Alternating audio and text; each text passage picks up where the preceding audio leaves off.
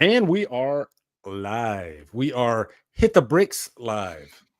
How is everybody doing in the house as I'm expecting the chat to yell back at me? I don't think so. How are you guys doing? We're just like, this is the first episode and we're just diving right in. We don't know what the hell, at least I don't know what the hell I'm doing. But Davey, how are you doing, brother? I'm doing all right. Yeah, just jumping back into the game after taking a little bit of time to adjust to a new chapter of life. So yeah, in the midst of like all the haze of everything, I was like, one night after a couple drinks, I listened to our Rob Zombie Halloween 2 stream from back in August, and I was like, you know what? I'm like reading the comments. I'm like, people want some more of this. They want more. I know that it might be the middle of the night, but I'm going to reach out to these guys and say we need to get back to doing something together because we had such a friggin' blast. So yeah, I'm just pumped to movie news and stuff is something that I would cover every now and then on my channel. But nothing that I was ever passionate about doing solo. But the idea of hopping on a stream like this and covering things a couple times a month, I think could be a hell of a lot of fun. Yeah, and it seems like a lot of news just keeps coming at us. It's hard. It's almost hard to keep up with it all. So, Nick, how are you doing, brother? Oh, just like Davey, life has been great recently. Sarcastic, but yeah. As I've always told these guys ever since, over a couple years ago with Lee, and then when we did the stream back in August about Rob Zombie's Halloween 2, I'm always down to get together and talk to these gentlemen. It's been nice to kind of get a little bit of a reset, charge the old batteries. I'm in my 30s now. So, it's, I know before, y'all say anything, oh, you're still young. It's like, well, are you exactly 30 now? Yeah. Yeah. But I've been 30 for a couple months. Yep. Man, so, my son is 30. Okay. Well, yeah. Isn't that crazy? Exactly. So I know to you guys, you're like, oh, shut up. You're fine. But yeah, so it's been nice to kind of take a reset a little bit. I don't know about you guys, but when you take a little bit of time off, whether it's intentional or unintentional, I know you were sick recently, Lee. Dude, you notice those analytics start to go down and you almost don't want to open your YouTube studio because you're like, oh God, that's painful. Yeah, man. But I'm back. I went through a little bit of like a and I'm sure we all go through this. I went through like a little bit of like, I call it the YouTube mind fuck. Those numbers, they start messing with your head, and you start going down like or at least I'm speaking for myself. I don't want to speak for you guys, but you do start getting in your own head and like, I don't know, maybe buying into your own stupid hype and thinking, why am I not achieving what I should be achieving? And it's a hard lesson to, I guess, admit to yourself. But I always pull myself out of it and say, what are you talking about? The reason I got into this was just to talk about movies and have fun and maybe talk with nice people like you. I didn't get into this for the numbers game and all that, but it does seem like today more than ever, the numbers game feels like it's like huge for like everybody feels like, oh my God, I got to get, because I get messages all the time like, why am I not getting views? And I'm like, what did you get into this for in the first place? And now I'm starting to do the same thing. So let me say hello to the chat. We got Frank the Tank. What's up, man? Alley Girl, Frank's Media and Reviews. Frank, man, I'm so sorry, dude. I'll talk about that in just a second. Jamie Hart, how are you doing? Gene Wildecombe. Rick Michaels. Rick, I got your packages today, man. Thank you. Adrian James. Liana, how are you doing? De Jesus custom footwear. De Jesus custom footwear. Trina, Fachi. Yeah, man. Dave Vanderhoff it's filling up. It's filling up. This is cool. Now, I guess backtracking a little bit. I gotta thank Davey for this because really just to kind of thinking about this. This is the first time I've live streamed to myself in quite a while for a few reasons. One is I think I got kind of tired of streaming by myself. I don't know. Sometimes you just like, I'd rather have somebody to bounce off of. And Davey, you kind of came into my life at like the perfect time. I love you.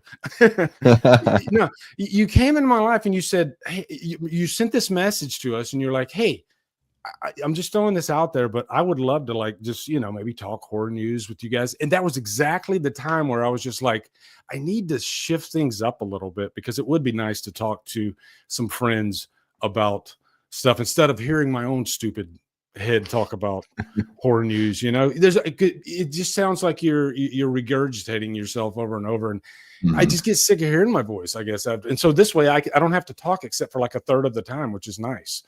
But I have been sick for about a month now, and I would say I'm not sick now, but I'm coughing still. I can't. That's like the last bit of it, is that freaking lingering cough, and yeah, you can still kind of hear it in my voice. But I think this is like the longest I've ever been like fully sick. So I don't know what the hell is going on. It's weird. So I guess tonight though, yeah, we're gonna just kind of chill and talk about horror news, talk about Scream, talk about Ready or Not 2.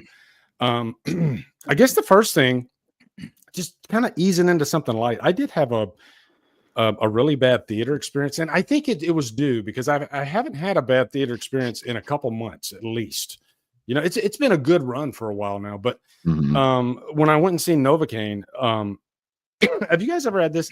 The commentator, there's different types of movie assholes, you know, when you go to, but there's the commentator, the guy that feels like he's just got to give a live commentary during the entire movie and kind of react to every person's decisions in the movie. And I had a lot of people in my comments because I talked about it, and they were like, why didn't you stand up and turn around and you know, punch the guy in the face? It sounds easy when you say it, but when you're there, it's a little different story. You got your wife next to you. You got all these other people around you.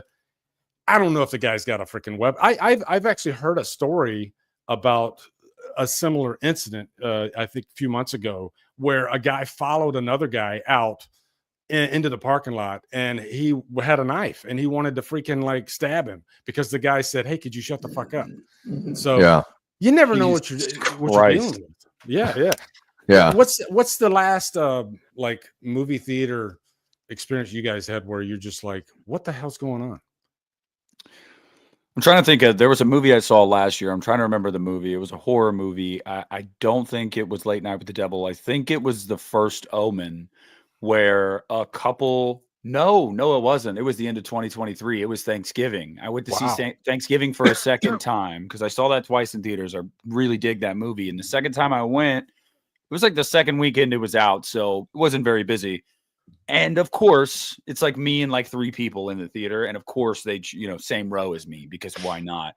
And there are a couple seats down, and it's like this middle-aged lady, and she's commenting on everything. Oh, that was stupid. Oh, why would she do that? Oh, get out. And it's like, look, I get it. Like, some people are just like that, but like at multiple points, I did kind of like look over. And I'm glad she didn't make eye contact with me, because I don't know what I would have done had we made eye contact. What am I going to say? But like, yeah, I guess it was my not so subtle way of being like, can we like not do that? Like, that'd be great if we could just like shut up. But the worst, could we just like shut up? Yeah. But the worst one was when I was younger and we saw School of Rock, and it was opening weekend for School of Rock. So there's no way this person could have seen the movie more than once. And they're like trying to sing the songs during the songs that are like playing in the movie. But you can tell like she doesn't know the songs. Yeah. that was awful. That was some secondhand embarrassment. Wow. See, kind of like Wicked. Like recently Wicked, they had people actually singing and getting mad. So they had to like re-release it like a singing version of the movie, which is weird. Yeah. I don't know. What about you, Davey? Any crazy theater moments for you? Man, I kind of go into the theater experience just sort of grumpy already because I'm expecting someone's going to ruin it for me. Whether it's like, I totally understand, like, okay, my big thing is like nachos. I fucking hate nachos in the theater. Like, I get I eat nachos in the theater. That's great. So do I. Popcorn, I understand. The popcorn is tried and true. It's the staple. You can't talk shit about popcorn. But when people are just like chomping on their crunchy ass nachos, I'm just you like, hate me. I'm like, is this what we came for? So I could try to watch the movie and hear you like chomping on nachos like right behind me. But people do all sorts of stuff. Like Nick, what you were saying, the people that sit in the same row as you, that's like the guy that uses the urinal right next to you. You're like, bro, like you can't even just use like one buffer urinal at least. I mean, only at a ball game would you expect somebody would have to use the one next to you. But you know, I think the big one that stands out for me lately was when I went to see Nosferatu. I had like a nice seat in the middle of the theater. I was ready to, like, when it comes to Eggers, I just want to soak up every bit of the screen and everything like that. I want to pay attention to every detail and every frame. And then this family comes in. They're like talking to each other throughout all the previews. And I'm like, oh my gosh, are they going to shut up once the movie starts? And they don't. And so I move spots. I move like in front of everyone. And like at the very beginning of the movie, I'm watching the first scene and like, I ended up missing like a jump scare kind of moment at the beginning of the movie because like the usher or the manager or whatever walked right behind me and like kind of distracted me. And I was like, what the hell's going on? I'm like, dude, you work for the theater and you're screwing up like my experience here. How dare you? Yeah, I'm kind of, I don't know what it is. I do the look though too, Nick. I give the look that's sort of like, I'm aware that you're making noise, but I live in Arizona, which is like an open carry state. So I am not going to start talking shit to somebody in a theater. Yeah, but like, I do not want to get shot. You got to think though, like if somebody's going to go to that length because you're like, hey, shut up. It's like they got deeper problems. But again, I mean, there's a lot of people with deeper problems. So yeah, it's probably best to just not say anything. Yeah. Frank's, now I'm trying to decipher that. He uses the toilet someone else is already sitting at, saves a flush. Frank, do you do that after they get up, or do you just like, I don't sit in their lap and go through or you just stand and go through their legs. Yep. That's very that's a challenge, actually. Thank you, Liana, for buying the 10 membership. Such a sweetheart. Nice. Yeah, that was adorable. That was really, really nice. So how do I get rid of this now? I don't know. You're supposed to just click on it again, I think, right? Really? Let me see. Hold on. Is that it? Oh yeah, that's it. There we go. We did it. You've been doing this for a while, Lee. You got it. I haven't done it in long enough, I guess. It's weird. You guys drinking anything? Oh yeah, I got me a Coca-Cola. There you go. You know, I haven't had a soda. I do drink soda at the theater. That's the only time I have soda these days. I drink sweet tea when I go out to like a restaurant, and I have sweet tea at home. That's it. I'm trying to cut down on soda. I don't know. Yeah. Soda grosses me out, but every now and then I do it. But I usually try to do the glass bottle with the cane sugar.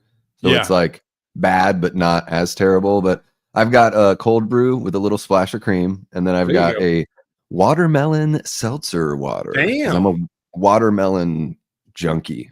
Anything watermelon. Yeah. Do you guys want to, before we talk about Scream, I just real quick, I want to kind of honor Deborah Hill because Deborah Hill is just such a big part of the Halloween franchise. And the reason I'm mentioning her is because it's been 20 years since Deborah Hill passed, which freaking blows my mind. Like time flies way too fast. But I think Deborah Hill's just as important in terms of Halloween, the first Halloween, as John Carpenter was, because John Carpenter did all that, the evil, sinister Michael Myers type stuff, Loomis and all that. But I think to offset that, to lighten things up a little bit, here comes Deborah Hill writing the dialogue for Lori, Annie, and Linda, about just leaving school and hooking up with Paul and all that stuff.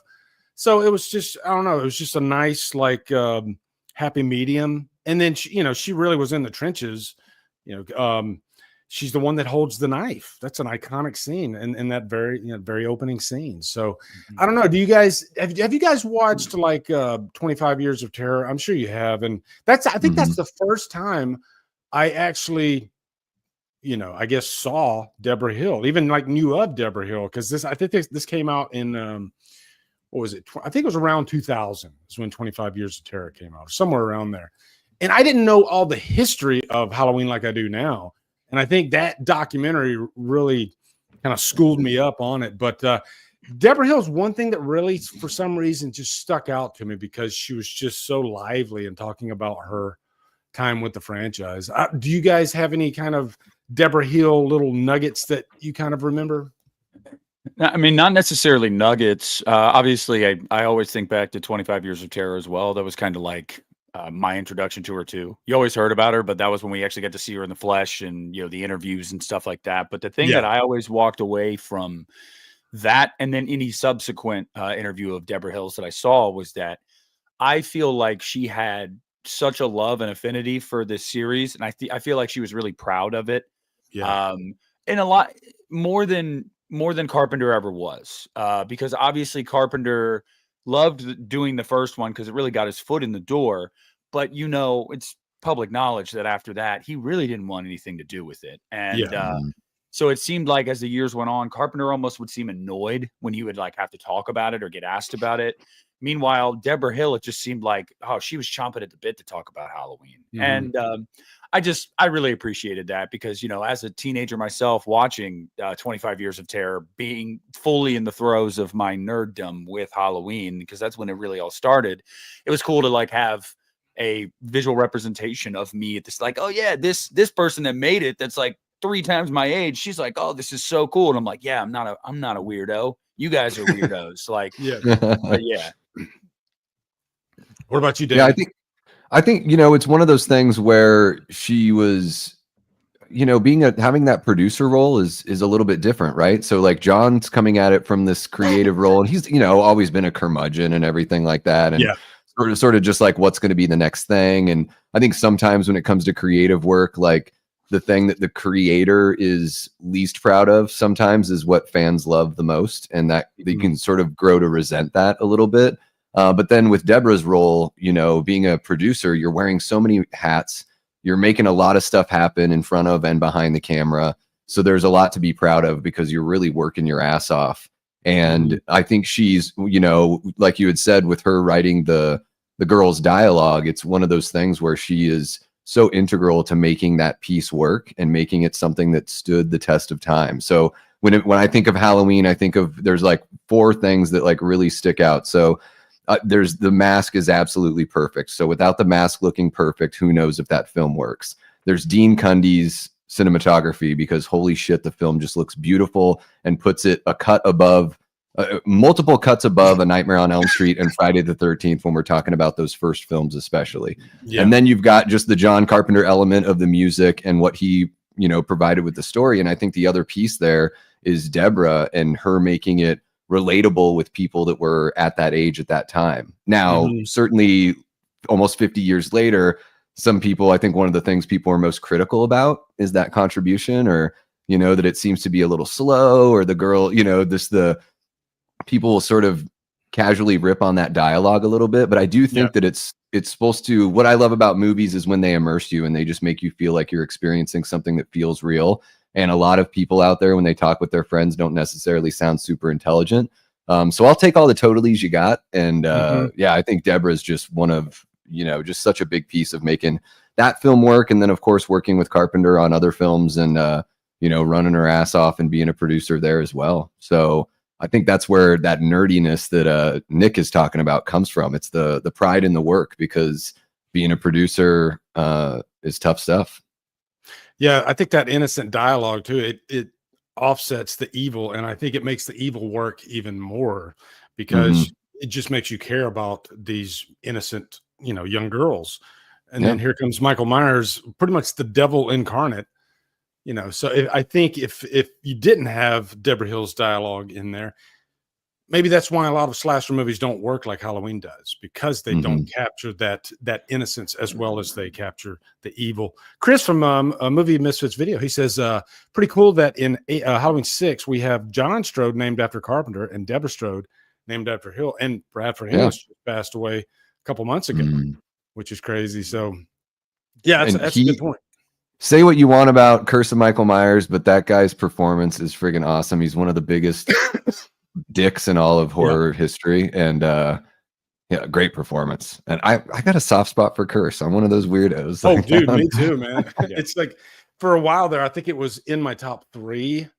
It fluctuates, but I've always I've always it's the most metal Halloween movie. For sure. I love that movie. Yeah, and I think that's one reason why I like the theatrical cut so much, is because it has more of a metal soundtrack, whereas the producer's cut doesn't. So I'll take that any day. I'm a producer's guy, but Oh, yeah. It's not perfect.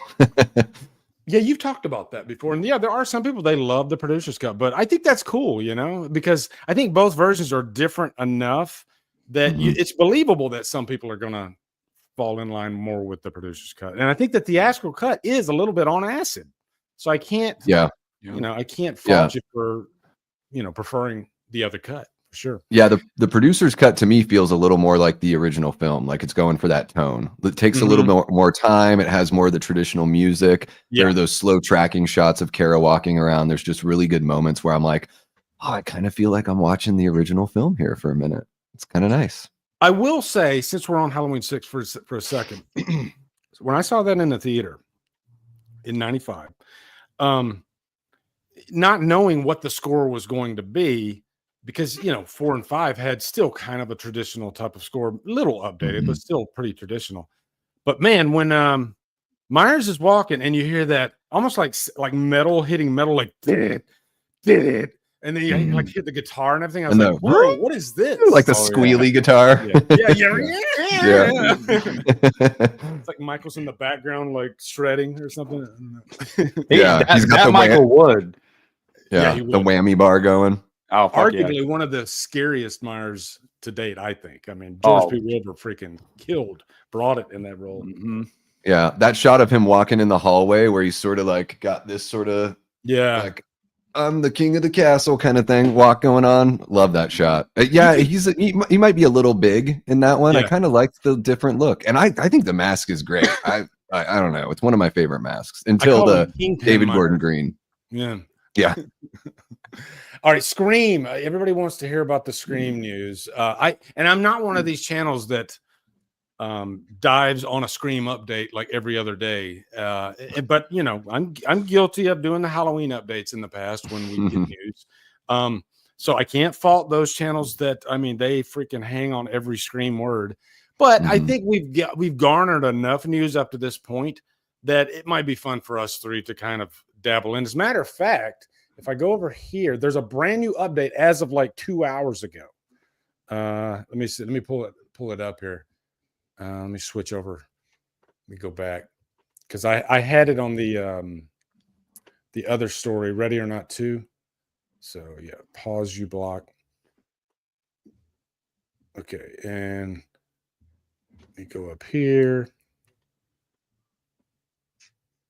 We got a lot of news we can discuss tonight, actually, too. Let me see. Yeah, Scream 7 adds Michelle Randolph and Jimmy Tatro to cast.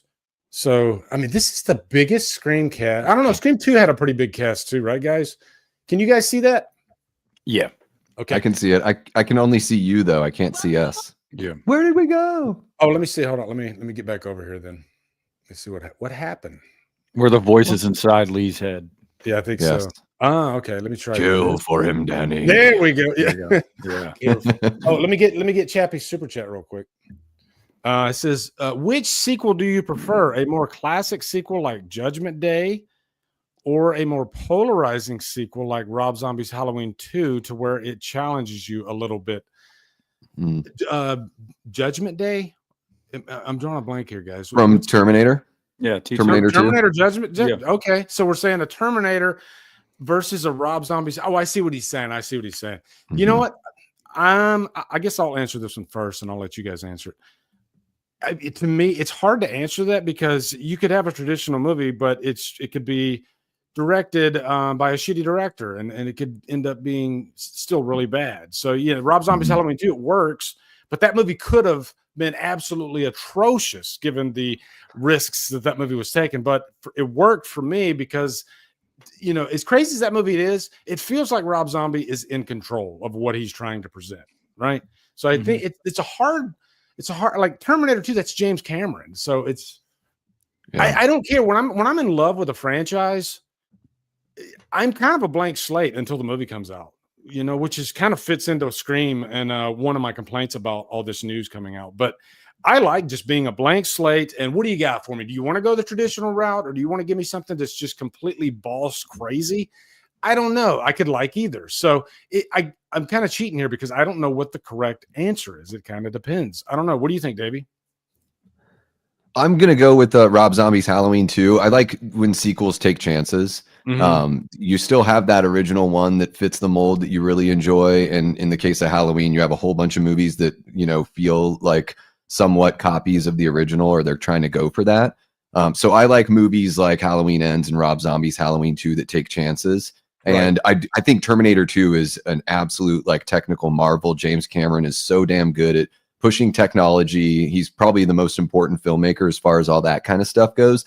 But I challenge everyone out there to watch Terminator, watch The Terminator, and then watch Terminator 2 Judgment Day. Judgment Day is essentially a remake of the first film, just with a different villain and a couple different things. But if you lined up the dynamicism of when the action scenes are, when the exposition is, and everything like that, the finale, they're very similar. So I think that T2 is basically like, he's just stretching. He's like, all right, I have some real money. Let me make the movie I really wanted to make, and I'll package it as a sequel. So I think it's just kind of redundant, even though it's fucking fantastic. Hot take over here. I've always preferred the first Terminator. I think maybe that's just the horror guy, the indie guy in me. I like that stripped down indie feel. The first Terminator, when I saw it, it scared the shit out of me. Yeah, it's dark and gritty. Yeah, and if a movie scares me and it stays with me forever, then I can't let it go. So as amazing as Terminator 2 is, and it is one of the greatest sequels of all time, Terminator has my heart. You know, it has my heart. What about you, Nick? Well, I mean, I'm the wrong person to ask because, well, I guess it's the three of us. We kind of share similar opinions, especially on this movie. Rob Zombie's Halloween 2 for me, and that's largely just because, like Davey, like you, and you know, I swear to God, people will say that you're being disingenuous when you end up liking a movie that's really polarizing, almost like you're actively seeking that. But I mean, no, who actively wants to get shit on by the internet? Like, but I've always liked movies like that really take a big swing. That doesn't mean that it's going to land, but like at least try something, and I'll at least appreciate that. And I think that's what the question was asking, really was like, do you want something that's more a traditional follow-up, or do you want something that's kind of way out of left field? And sometimes I really like way out of left field. I'm going to be totally honest with you. I mean, my love for Rob Zombie's Halloween 2 it's out there on the internet. Okay. You guys can find it. If you go to my channel, I think one of my most watched videos is a video essay I did on Rob Zombie's Halloween 2 that I still get comments on almost every day. So, you know, it's one of those things where it's like, it's just, I don't know, that's my sweet spot. I remember being in the theater and I saw it with a group of 3 friends. And as soon as it was over, we're walking to the car and I was like, man, I loved that.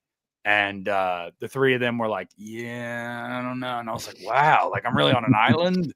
Then I went home and I went to the Halloween message board and I was like, oh yeah, I'm on an island. A lot of people hated this. Okay. So yeah, you know, get weird with it. Jesse, I love you, but you got to calm down in the chat. Okay. We're just here to have fun. We don't need to go crazy. All right. I was going to bring up, like, on social media, I think more than like this day and age, you do have people on, like, say, X, and I don't know. It's just like some people, I think they want people to think that they love a movie that they don't really love. Like Mickey 17 that just came out. And I saw so many people on like Facebook and X, and I'm not saying they don't like the movie, but I do feel like some in there because of who it's directed by and because of the budget of the movie. And it does have an artistic approach. I do think some people think I have to like that movie because it's checking the boxes that I feel like I need to represent to my audience. You know, on X, everybody has a voice. And I think back in the day, before the internet and all that, you didn't have this as much. People just kind of went with what they liked themselves. They didn't feel like they had to. And I'm not saying it in the best way, but I think you guys know where I'm going with this. I feel like because everybody has an audience now, you have an audience. If you're on X and you got followers, you have an audience, and you feel like you have to cater to that audience. And you'll see a movie and you'll be like, "Ooh, I think my audience is going to want me to like this." So I'm gonna maybe front that I actually like this more than maybe I do. I see a lot of that these days. Maybe I've even been a little guilty of it. I'm not even sure. I probably have. I don't know, but that's just the nature of social media these days. Would you guys agree with that? Yeah, and I would honestly say, and I want your guys' thoughts on this. One of the scariest things is to go see a movie that's getting a lot of positive buzz, and you're like, okay, everybody's loving this movie. You go see it, you watch it, and you're like, technically, the thing's a marvel. You know, looks great, sounds great, performances are great, but it didn't move you at all, and you just kind of watched it, and you were like, yeah, that was a film. And so you're almost scared to review it, even if it's just in like Word format on social media or doing a video, because people are going to tear you apart. And really, you kind of get numb to it in this space after a while. You're like, I really don't give a shit. Like, I'm just going to put my opinion out there. But also at the same time, you don't want to feel like you're shitting on like your viewers, like opinions and their tastes. But it's just like, I got to be honest. And I got to say, like, I can look at this thing front to back and be like, wow, really well done. But my God, did it not do anything for me? And I think that's the worst experience with a movie. If you are actively terrible to the point where you elicit a reaction out of me, I'd rather that than just be like, I mean, it happened. I saw it. Yeah. Yeah, that's kind of go ahead, Davey. I was just going to say, it's like everything can become like, people try to make everything political too. So it's like, if a filmmaker or somebody in the cast like checks a box that is like perceived as being one side of the political spectrum or not, depending on like how you voice your opinion, sometimes you feel like you're walking on eggshells because people are not even going to listen to your nuanced opinion. They're just going to they're going to use the jump to conclusions, Matt, from Office Space. And they're going to be like, oh, this is because you're like a hateful person or something. Like you don't like, you just don't like this because like you didn't like Captain Marvel because it's a woman or it's a female empowerment movie. And it's like, well, no, there's like plenty of great movies that do that. And they sort of like what we were chatting about earlier, like they do it subtly. Like there's a really like respectful way to do that where you're not talking down to your audience. You're not telling them what to think. You're not telling them they're bad people. You're not painting in black and white. You're actually doing something that's thoughtful, that requires the audience to do some thinking themselves. And people, especially on, social media, it's just like, oh, if you didn't like it, you didn't like it because like you're a guy and you don't like these things because that's how guys are. And it's like, well, like, it flows. No, go ahead. No, I don't want to interrupt. Finish your thought. I mean, I was just going to say, like, I'm a huge Romero fan. He's like one of my favorite directors, maybe my favorite director. And like when I would listen to him in interviews, like he and I clearly don't see completely eye to eye on like every like political issue. But the way that like George would talk about us as society and talk about politics in his films was done in such a subtle way to where you can still enjoy the movie as a piece of entertainment. And then you can dive in and try to see what he's saying about us. And even if it's like this whole idea that we're like this world we're in now, where it's like, you either agree with me 100% of the time or get the hell out of my life. Like, I think everyone needs to sort of take a step back from that and be like, can we just, let's bond over the things that we are in agreement on, and then let's have a conversation about the things that we aren't. Let's be respectful to each other, and maybe we really can find some common ground and we can understand somebody's perspective. And so I think that bleeds into movies and just about everything now, where it's like, oh, it's woke, or oh, it's this. And it's like, come on guys, like not everything can be that simple. Like, and if it is that simple, we need to stop supporting movies that are treating us like idiots, and that's the only way we're going to get better art. And it just bleeds right into the Scream 7 thing specifically, piggybacking off of that is like, I'm sure you've seen this too, especially you, Lee, because you have the biggest platform of the three of us here. And it's like, anytime you talk about that movie, just objectively, you're going to get a swath of people that are going to make assumptions about you as an individual, your morality, like anything, just you personally, because you're simply talking about the movie. And I just want to say to anybody that may not realize this, in the year 2025, if we held everyone in Hollywood to account for all of, whether it be production houses, whether it be directors, actors, you wouldn't watch anything ever. We have to stop doing that. And we have to be able to separate every now and then, like, okay, I don't necessarily agree with how this executive or this company or this director handled a certain situation. That doesn't mean that the thousands of other people working on this film of this franchise that I really like should not also be supported. And also, if it's not for you, again, totally you're right to feel that way. But can we like not go out of our way to be like, oh, you're a horrible person? Like, and it's just, I don't know. It's really weird, man. It's a really weird time we live in. People make judgments about your global politics based on if you like Scream 7 or not, or interested in it. That's the wild thing. Like, oh, so you're just going to assume how I feel about conflicts elsewhere in the world because of my interest in Scream 7. Like, oh my God. Like, yeah, nuance. It's important, people. Everybody seems like they're in the 6th grade now.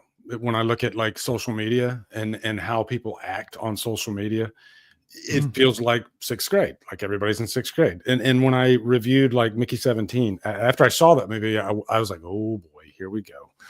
And I don't know if you guys have seen the movie. I don't think you have, but it's weird to me that a movie that's set in 2054, that's fully sci-fi, would feel the need to grab current day politics and really pick a side. That's what it does. And so I knew that, okay, if I don't like this movie, which I mean, I think it's in the middle. It's in the middle for me. But if I don't think this movie's amazing or perfect, then I lean right. That's just it. Because I literally had comments stating, "Oh, you lean right." Why are you saying I lean right? Because I literally gave you 5 different reasons why I didn't really like the movie. But one of them was you literally have Mark Ruffalo doing a Trump impersonation in a sci-fi movie set in 2054. What are we doing? You know, and it immediately derails the movie. And so I'm like, I didn't want to come to this movie to be the let's make fun of Trump show. It doesn't make sense to me. But it seems like this day and age, you have to either be far, far right or far, far left. And actually, I had to literally, I've never had to do this, and I probably shouldn't have, but I had to pin a comment stating what my political beliefs are. I'm in the middle. I see the good and the bad in both sides. And I've had so many people say to me, "You're fucking lying. That's bullshit. There's no way that you see the good and the bad in both sides." Because when you look on Facebook or you look on X, oh my God, it's like freaking World War III. People are losing their freaking minds every day. They're posting how much they hate a side and they need to get their point out. And I want to talk about movies. You know, it's such a weird time we live in. Well, you know? And when they do that in a movie, here's the thing: is like it's just totally unnecessary because we get enough of that in real life. You can just like put the news on. You can pick the news channel that you want that's going to like, you know, side with your opinion or go against your opinion. So you can like cater it to whatever you're in the mood for. So I go to movies to escape. I don't go to movies to see just like the same something that's like from the real world just put in the movie. And man, the whole being in the middle thing, like some people hate you for that too. When I was living in Portland in the punk rock scene there, people were like, it's you people in the middle that's the reason why we have problems. And I'm like, oh yeah, I guess I should just be an extremist. That would be like way better because extremists are really cool. Yeah, and like, and one thing that gets missed too often is like 75% of this country is just like, I'm just kind of here, man. You know, every 4 years I go off vibes. Like that's how most of us are. And we have like a moral compass and I would say, not a shock to people that know me, I probably tend to lean a little bit more on the leftward side than the rightward side in this day and age, but I'd still consider myself pretty moderate. And with that, even like a movie like Candyman 2021, I felt that third act really laid it on thick. And whether it's laying it on like anti-right wing or anti-left wing, whatever it is, like, or pro either side, I don't like that in a movie, period. When it is just so obviously being shoved down your throat that they are trying to, I don't like subtlety. I think, David, you mentioned it earlier with Romero. Like Romero was a master at the subliminal messaging. And nowadays, nobody has that deft a touch. It's just very like, fuck you. I hate you if you support this or that. And I'm going to put that on Front Street in my movie. There's nothing wrong with an agenda, but can we have a little fucking like nuance to it, please, for the love of God? Like also escapism. That's kind of what movies are. That's where we should live most of the time is like to escape. And most of us want the best for our neighbors, regardless of if they agree with us and if they vote the same as us. And I think that's like, and that's the scary thing though, is if you know, if we were able to trust that we have more in common with our neighbors than we do with the executives in Hollywood, than we do with the senators and representatives in Washington, that's the most frightening thing for those people. That like we could actually like unify and be like, well, we don't need you to tell us what to think, like that. And that's why the divisiveness is like so popular all over the place. Yeah. And I guess the last thing I'll say about this, because I didn't plan on talking, but I don't care. I'll talk. Yeah, vote for me 2026. Yeah, exactly. In my direct family, me, my wife, my son, my daughter, I would say all four of us, we kind of lean different ways. You know, I'm not going to say which way they lean, but not all of us are fully this way. 100, 79%. No, one person is like 23% this way. The other person is the opposite direction. All four of us think for ourselves. And so like we just had like lunch together this Saturday, because my son and daughter, they're grown and they live locally, and we'll meet for lunch. And I swear, like two of them have pretty far reaching beliefs on opposite ends of the spectrum. And we all just had a nice civil conversation. Not one person raised their voice. Not one person cut another person off. We all kind of heard each other's side of things. Oh, I think this way about this particular issue. And I think this way. And at the end of the day, we were, okay, we hugged it out and then we left. Nobody got upset. And I just wish the world could be like that, where we could literally have civil conversations instead of just constantly attacking each other. Please unfriend me. Okay. If you follow the left or you follow the right, please unfriend me. That's the weirdest thing to say to somebody. Yeah. I deleted Facebook. I couldn't do it anymore. I simply could not do it. It's just like, it's cancerous a lot of the time.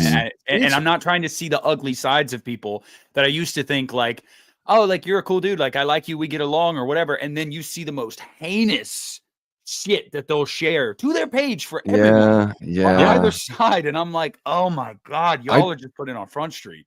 Yeah, I try to keep some of that stuff just close to the vest because it's like the worst thing that social media has done. I really think like the absolute worst thing is it's made people anxious to have conversations because you type out like your thought and then somebody just hits you back with some crazy venomous shit. Whereas if you were in person having that conversation like you and your family, Lee, you'd be a lot more well-measured in that response and you'd be a lot more respectful. So the best thing that we can do like across the board is to try to encourage actual conversations face-to-face with people because that's the only way we're going to come to some sort of like common ground and realize, like I was saying, realize that we want the best. Like you want your neighbor to be successful. You want people to be able to take care of their families and be able to retire and all that. Like, I don't care who you vote for. I want you to have a good life. You said it best, Davey. And honestly, the bow on this conversation is just like it. The thing that scares them the most is if we all unified and realized that most of us have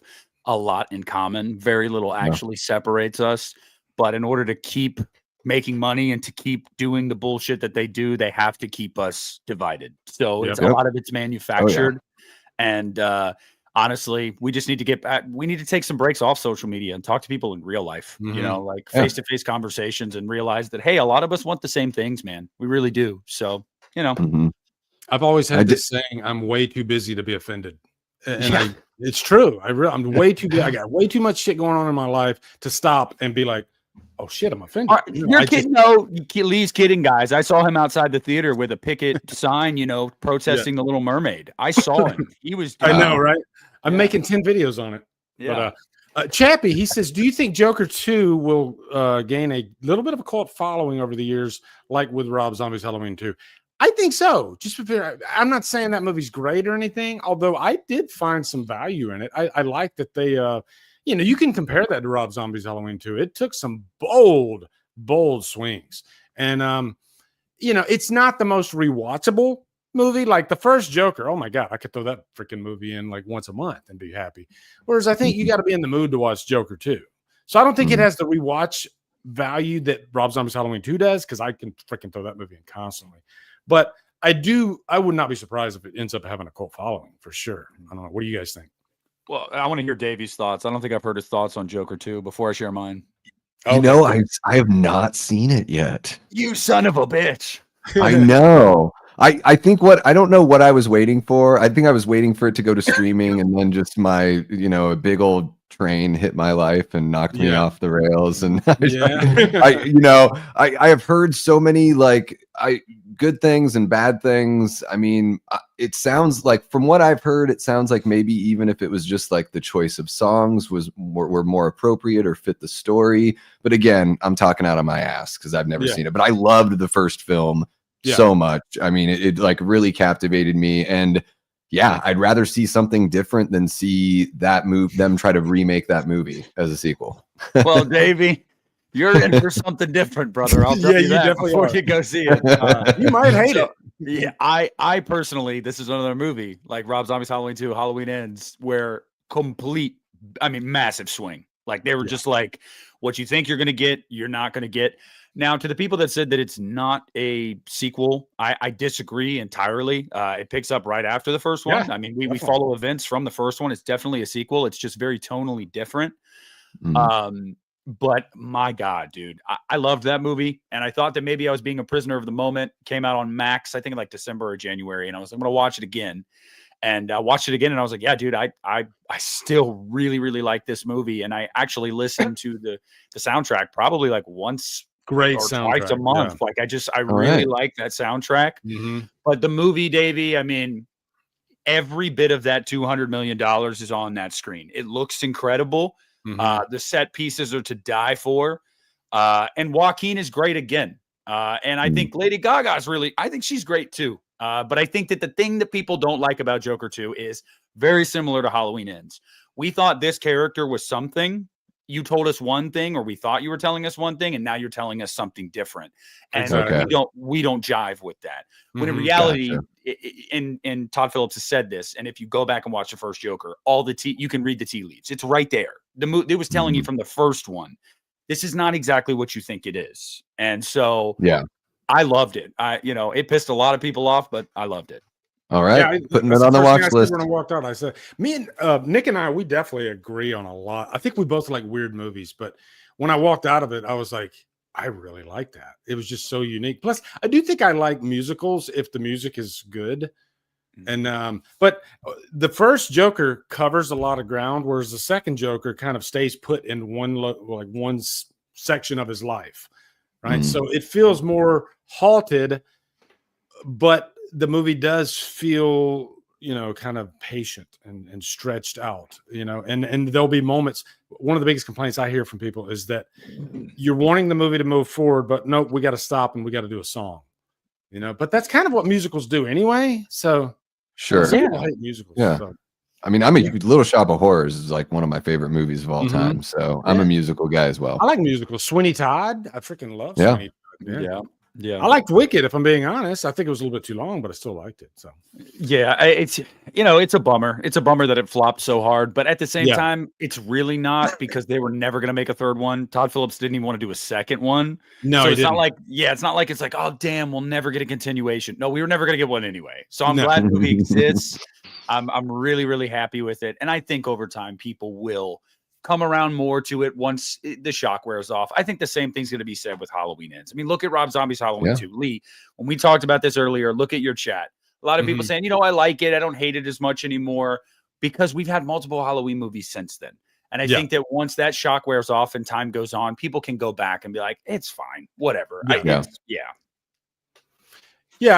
think, were you talking about Halloween Ends, or were you talking about Rob Zombie's Halloween 2? Rob Zombie's Halloween 2 is the one we're actually seeing right now play out, where people are like, it's been damn near 20 years. So they're like, what, it's whatever.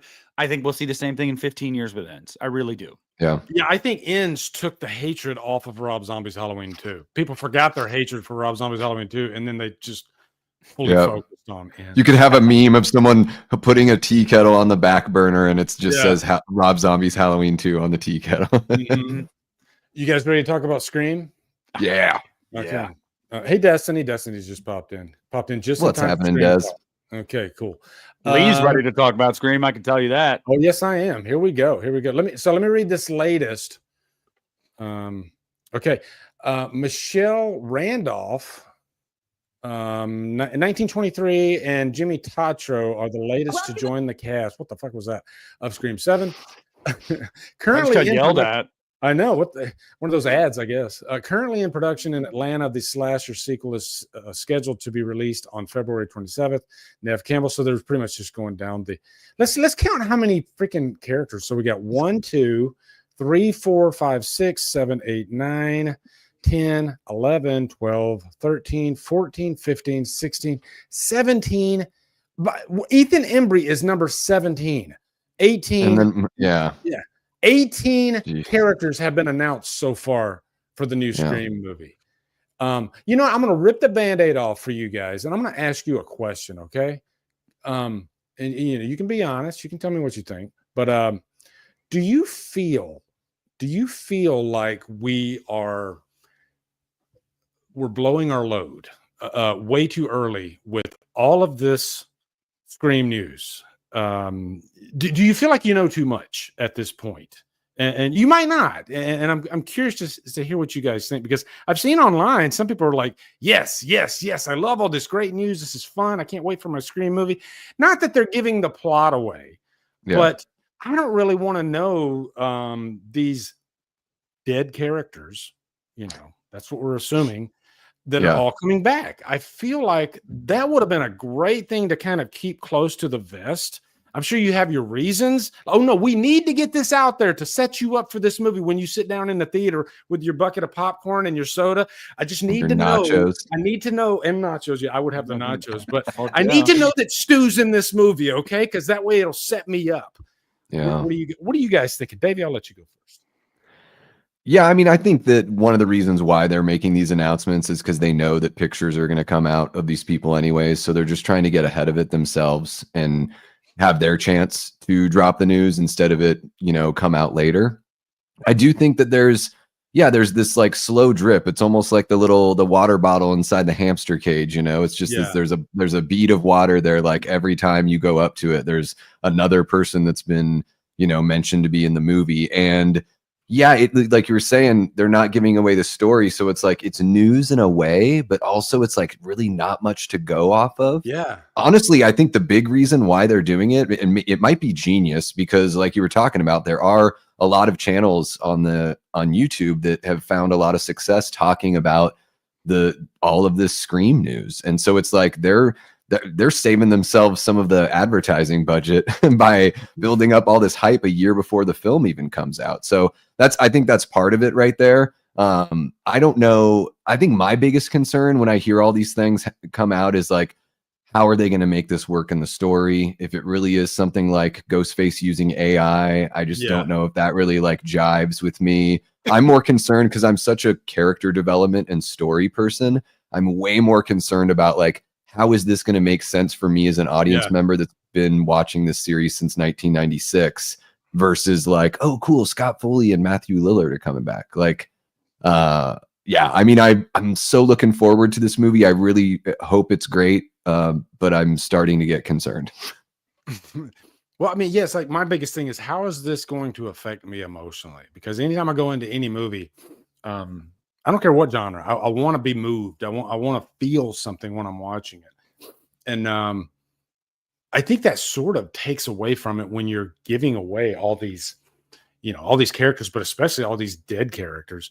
And I think, and I've had this happen so many times because of trailers ruining things and stuff, but you're sitting in the theater and you're watching a movie, and because you watched a trailer that gave away too much, you like when I was watching Hard Eyes, it's like they gave away every beat. And I'm not fully blaming Hard Eyes because I think this is the template that they use for trailers these days, but it's like check marks in the movie. And so you're watching the movie, okay, that's that part of the trailer. And 10, 15 minutes later, okay, that's that part of the trailer. You know, you can see the ending before it even happens. And, you know, oh, now they're at the drive-in. And I remember that part in the trailer. And he's going to slice that guy. Yeah, he just did it. He sliced the guy. Yeah. You know, it's just like, it sucks because like way back in the day, like when we were talking about Halloween 6, when I saw Halloween 6, I knew nothing. You know, I saw a 30-second teaser, like TV spot. Mm-hmm. But man, the whole movie, oh shit, he just pulled the axe out of her face as he's walking down the hallway. I did not see that coming. That was freaking amazing. And now it's just like they would show that in the trailer. They would show Michael walking by grabbing the axe. You know, Michael is back, grab the axe, walk down the stairs. They would show that like they did. They basically show him killing Vicky in the 2018 trailer. Like, you know, that's going to happen. Like, you know, she ain't getting out of that one. No. They show him in the closet when she opens the door. Yeah. They're showing terrible. us that. Come on. They should have edited him out digitally and then put him in for the actual movie. That would have been great. Which brings us back to the very reason that they're showing all these characters in the first place is because, like you said, they're getting ahead of it because they know the current trends because of social media these days. We can't fight it. It's going to happen. I was spoiled for Scream 6. Mere days before the movie came out, there was somebody online that was just going out of their way. They almost showed up at my front door and freaking, you know, this is who the killers are in Scream 6. And it bummed me out that people go out of their way so hardcore to ruin a movie for somebody. I would never understand it. But jumping back to Nick, what's your thoughts on it, Nick? Yeah, Christian and I talked about this last night, and he shares a lot of the same sentiment that you guys have. I honestly genuinely don't know where I sit with it right now. I really don't. Like, I thought it was cool at first, and now I'm kind of ambivalent on it. You're almost expecting, okay, well, when's the shoe going to drop when we hear Jamie Kennedy and we hear Emma Roberts? You know, like you're almost waiting for that. I think that this was intentional for two reasons. One, I think that Scream, we can go all the way back to the late 90s with Scream 2 and that whole fiasco with the ending getting leaked before the movie came out. So they had to create multiple scripts and whatnot. Like, Scream's always had an issue with people trying to spoil the movies before they come out. So part of me is like, they want to get ahead of that and say, hey, just letting you know, these people are going to be in the movie. But I also think they're kind of messing with us. Like, I think that they want people to make these videos. They want people to pontificate. What does this mean? Like, Roman is definitely dead, but Stu could be alive. But like, they're both in it. Dewey's definitely dead. Yeah. I think they want that. They want the chatter. And I think that that's good. I think that this is probably the most I've seen people talk about a Scream movie since Scream 5. Like, Scream 6 was a big deal, but people didn't talk about that leading up to it like they're talking about this, or like they did with Scream 5.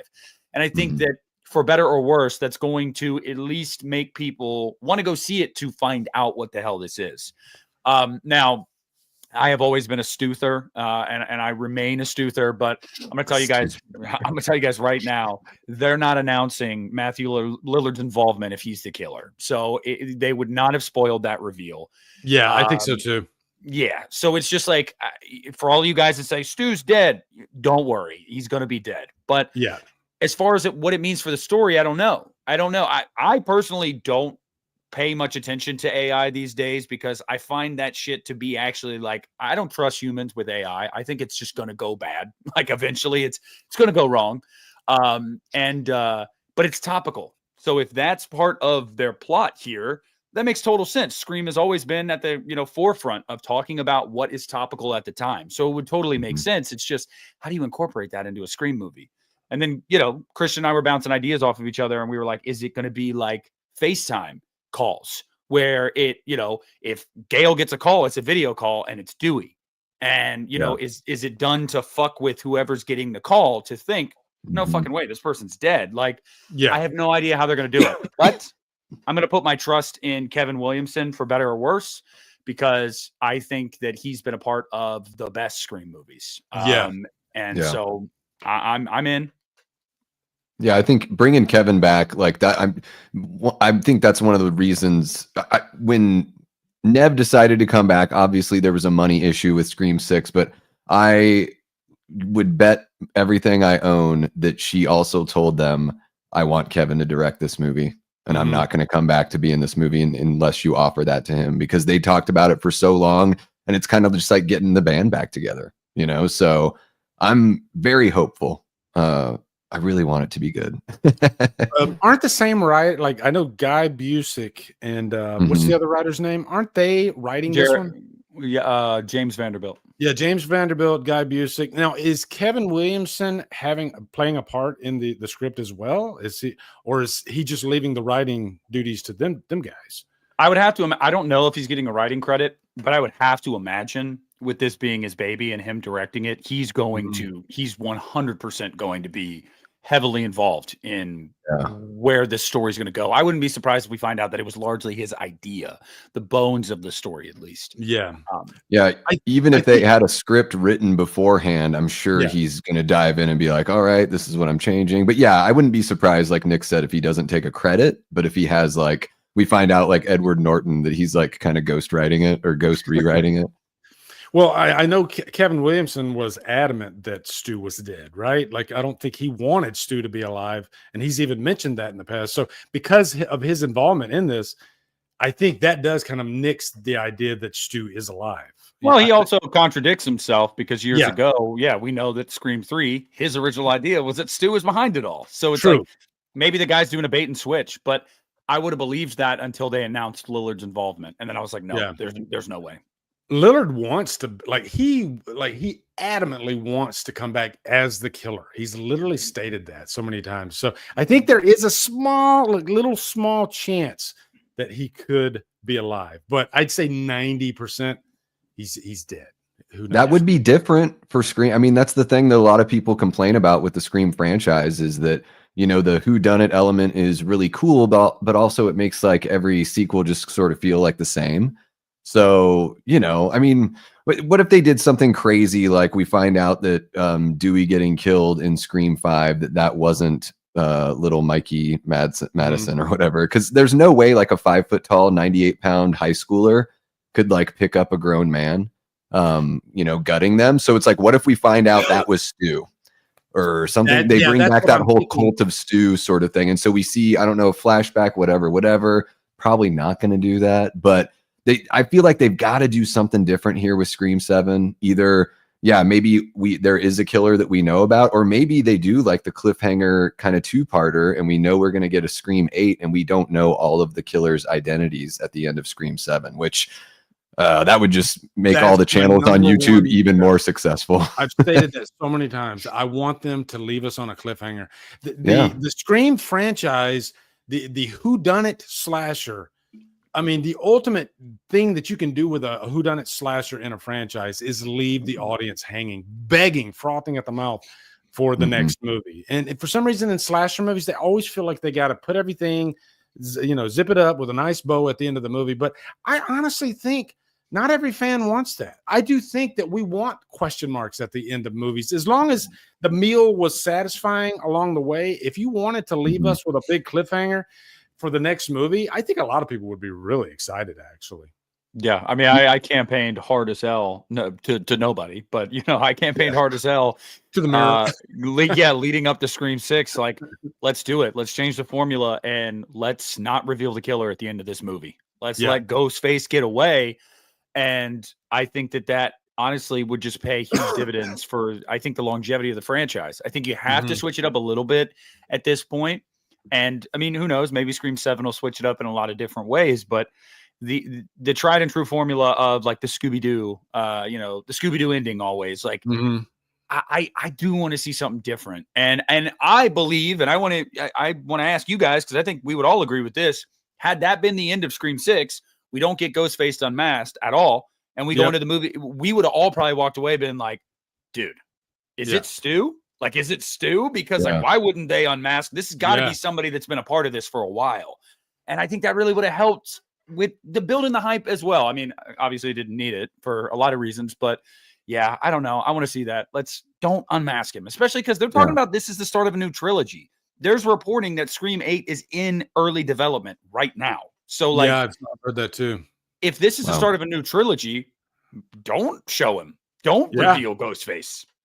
Or if it's multiple ghost faces, then we get a reveal on one, and then we find out like the last bit of the movie is another phone call, and then the movie cuts to black, you know? So it's like you can sort of have your cake and eat it too a little bit there. And yeah, I would have liked Scream 6 a lot better if they handled the reveal. For me, just put that one in last place in my ranking just by itself right there. I think that's the less satisfying thing about Scream theories and discussing Screams, because there's just way too many possibilities. Like you literally have probably, you know, I don't know, 25 different outcomes that you could have in a Scream movie with 18 characters, you know? Yeah. So Yeah. it's hard. I mean, I don't want to say it's not hard to get excited, but it just feels like no matter, because there's so many different choices, that there's a chance that you might be a little underwhelmed with what happens at the end, because what can you do? Sure. You know, unless you pull out the ultimate big thing and make Stu alive and be the killer, you know? And that's why I do think even the people that hate the idea that Stu is alive, and they don't even know this about themselves, but I think if it did happen and they're sitting in the theater and the movie has delivered up to that front and they've set up the payoff, right? Because if Stu's alive, you got to set up the payoff. You can't just pull it out for no reason whatsoever. If you set up the payoff, I think they would probably scream louder than the people that wanted it to happen. They'd be over the moon, because finally it's something crazy. It's big and it's something different. And it kind of sets things up for Scream 8. Like, oh shit. Now, what if Stu's alive and he vanishes? He lives, you know? And I know a lot of people love Scream 4, and it's my least favorite, but that's not the point here. I would make the argument that I think the last surprising, I think truly like satisfying reveal was Scream 3. And regardless of your feelings on Scream 3, that was set up really well. Not only did they make you believe that Roman was dead, but Roman didn't even really play a large role in that movie. He had a couple scenes, so like I don't even think he was on anybody's list of suspects. And then when he's dead in the basement, you're like, all right, well, that guy's dead. And so not only was that a little unexpected, but then the backstory. A lot of people hate the retcon there. I don't necessarily call it a retcon, because just because Stu and Billy didn't mention that doesn't mean that it didn't happen. Right. But I also loved that he was a solo Ghostface killer. I thought that was really, really cool. And maybe it'd be cool to go back to that too. Just one killer. And I'd like that, especially if it's personal. I would like it to be personal. And I think it's going to have to be, because Sydney's back, and this is going to tie back to Sydney somehow. You know, the theory's going around that it could be Leslie Mocker, Stu's sister. It could be a number of things. I want it to be personal, but yeah, Scream 3 was the last one that I was like, wow, that ending. Like, I really dug that. I really liked that. That was the best part of the movie for sure for me. You know, and to me, Scream 3 gets better and better every time I watch it. It does. It really does. And it's really garnering more, like there's more fans coming around to Scream 3, I think, than any other sequel in the franchise. You know, it's still not my favorite, but I've actually come around to Scream 2 the most out of all of them. But I think most people, Scream 2 is a crowd pleaser anyway. I think most people like it, and I was just kind of late to the party. But yeah, that Scream car 3, chase scene. love it. Yeah. Well, and you know, one of the reasons why I love Thanksgiving so much is they were able to do the whodunit kind of thing. To me, it reminded me more of like My Bloody Valentine and The Prowler than like Scream and I Know What You Did Last Summer. But I love that you get to do your whodunit killer reveal, and then there's like the cliffhanger of the killer being alive. So Thanksgiving 2 could just be that very same killer and a totally different type of slasher movie, which is awesome that they don't have to do a whodunit. So yeah, it would be really cool if Scream they got to shake up the formula somehow, like you guys were saying. I think this could be the bloodiest Scream. I think I heard that somewhere too. Somebody stated that one of the kills in this movie is like next level. Like, we've never seen this. So Mason Gooding, I believe Mason Gooding said that. Yeah. Really? Yeah, that's right. You're right. With 18 characters, we better have a high body count. That's what I was thinking. Oh, yeah. The body count could be the biggest out of the entire franchise. Yeah. And I'm just going to say, love the fact that Mason Gooding is coming back. I honestly could care less for Mindy. It's nothing personal. I just don't think the character's ever really, I haven't latched on to Mindy. Like, it's just, I feel like they've tried too hard to make her a Randy. Whereas like, I've really, really liked Chad to the point where, after Scream 5, I didn't really care. After Scream 5, I was like, whatever. This is the crop of new ones. You know, they're all cannon fodder. And then we got to Scream 6, and when he's getting treated like a pincushion, I've told the story before. I really grew to like him in that movie. Yeah. And as soon as they come out and start stabbing him, I threw my arms up in my theater chair, lost my phone between the seats, and I literally, I said out loud, I was like, fuck. Like, and my brother was, I was like, bro, I started to like Chad. This is bullshit. So I really liked him to live. Yeah. He's a charming performer. Yeah, he was the one guy that I was angry that he did live just because of the way he died. Like, I mean, they pretty much dotted the I and crossed the T on his death. And so I was like, Yeah. okay, he's dead, you know. And then when they pull him out on the gurney, I'm like, what? Are you kidding me? Yeah. But, he's the new Dewey. I fucking love it. Let's go. Yeah. Like, but I do love the character, you know, and he was great in Hard Eyes too. So, but does it scare you guys too that they're gonna kill him in this one? Because like, how often do you see they probably are make it for 3 you don't make it that far. Yeah. He's gonna be the new Kincaid. Yeah. I said something to Christian last night, and I said, you know what I want, Christian? I want Liev Schreiber. I want Cotton to be the killer in this one. He didn't die in Scream 3. Yeah. He's been behind it. We find out he actually did kill Maureen. Let's get weird. Like, I love Cotton. Yeah, he had a dark side. Yeah. Yeah. 100% Cotton. Yes, that's right. I guess we can move on to the next news story.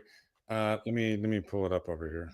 I'll always remember there was somebody got into it with you about Chad on, I don't know if it was YouTube or Twitter or whatever, and you responded, you were like, Chad gets stabbed 60 times on Friday and 60 times plus 2 on Sunday, or whatever the heck it was. It was, you know. No, it's true. I mean, people argue about Stu being alive or Stu can't live. I mean, it's so easy to counter that with Chad. I'm sorry. If Chad gets to live, Stu can live. I'm sorry. But I also felt like when that movie came out and people were up in arms about Chad's fate in that movie, I was like, really, guys? Like, we're gonna act like Scream has been super realistic this entire time. Yeah. Like, Dewey should have been dead in like the first movie. Like, well, maybe not the first, but definitely the second movie. Like, come on. Like, at this point, it's Scream. Whatever. Yeah, getting stabbed in your abdomen is a very, very dangerous thing. It is. Yeah. And we're talking about the one genre where suspension of disbelief is pretty much, you know, you can get away with just about anything in horror, even if you're a mortal human being. People will give you a pass because they just want, if they like the character, they'll give you a pass, you know, and if it's essential to the story, that's just the way horror is. So that's why the whole Stu thing always kind of threw me for a loop, because it's the one character. I can't think of any other character outside of Stu where people really lose their minds at the idea of him being alive. And to take it even further, it's Matthew Lillard. It's like the most likable fucking guy on the planet. I'm still waiting for Scooby-Doo 3. I don't give a shit how old they are. We need to do Scooby-Doo 3, damn it. Like, I'm done. I'm done waiting. But I think I saw that play out in real time, though, for me personally, man. It's like Mindy on the subway. I was like, she's dead. Like, she does not live through that. And that's what I thought too. But that made me mad. But then Chad, I was like, no, he's alive. Duh, of course. Like, Chad's of course alive. I like Chad. I was like, how could they not kill off Gail in that movie? I was like, I thought she was dead. And I was like, really believe shit. I believe the initial. I think they were going to. I don't know if someone got cold feet or what, but I think they were going to. Well, pretty much all the attempts in real life, for part 6, in real life, I think every single attempt they would have died. Gail would have died. Mindy would have died. Chad would have died twice. But you know, they let everybody live for the most part. So, so I got Catherine Newton will reteam with Radio Silence for Ready or Not 2. I haven't even read about this. Abigail actress Catherine Newton will reteam with Radio Silence, Ready or Not 2. Newton joins returning star Samara Weaving in the sequel from Searchlight Pictures. Radio Silence are back at the helm with a script by original Ready or Not writers Guy Busick and R. Christopher Murphy. Guy Busick's busy.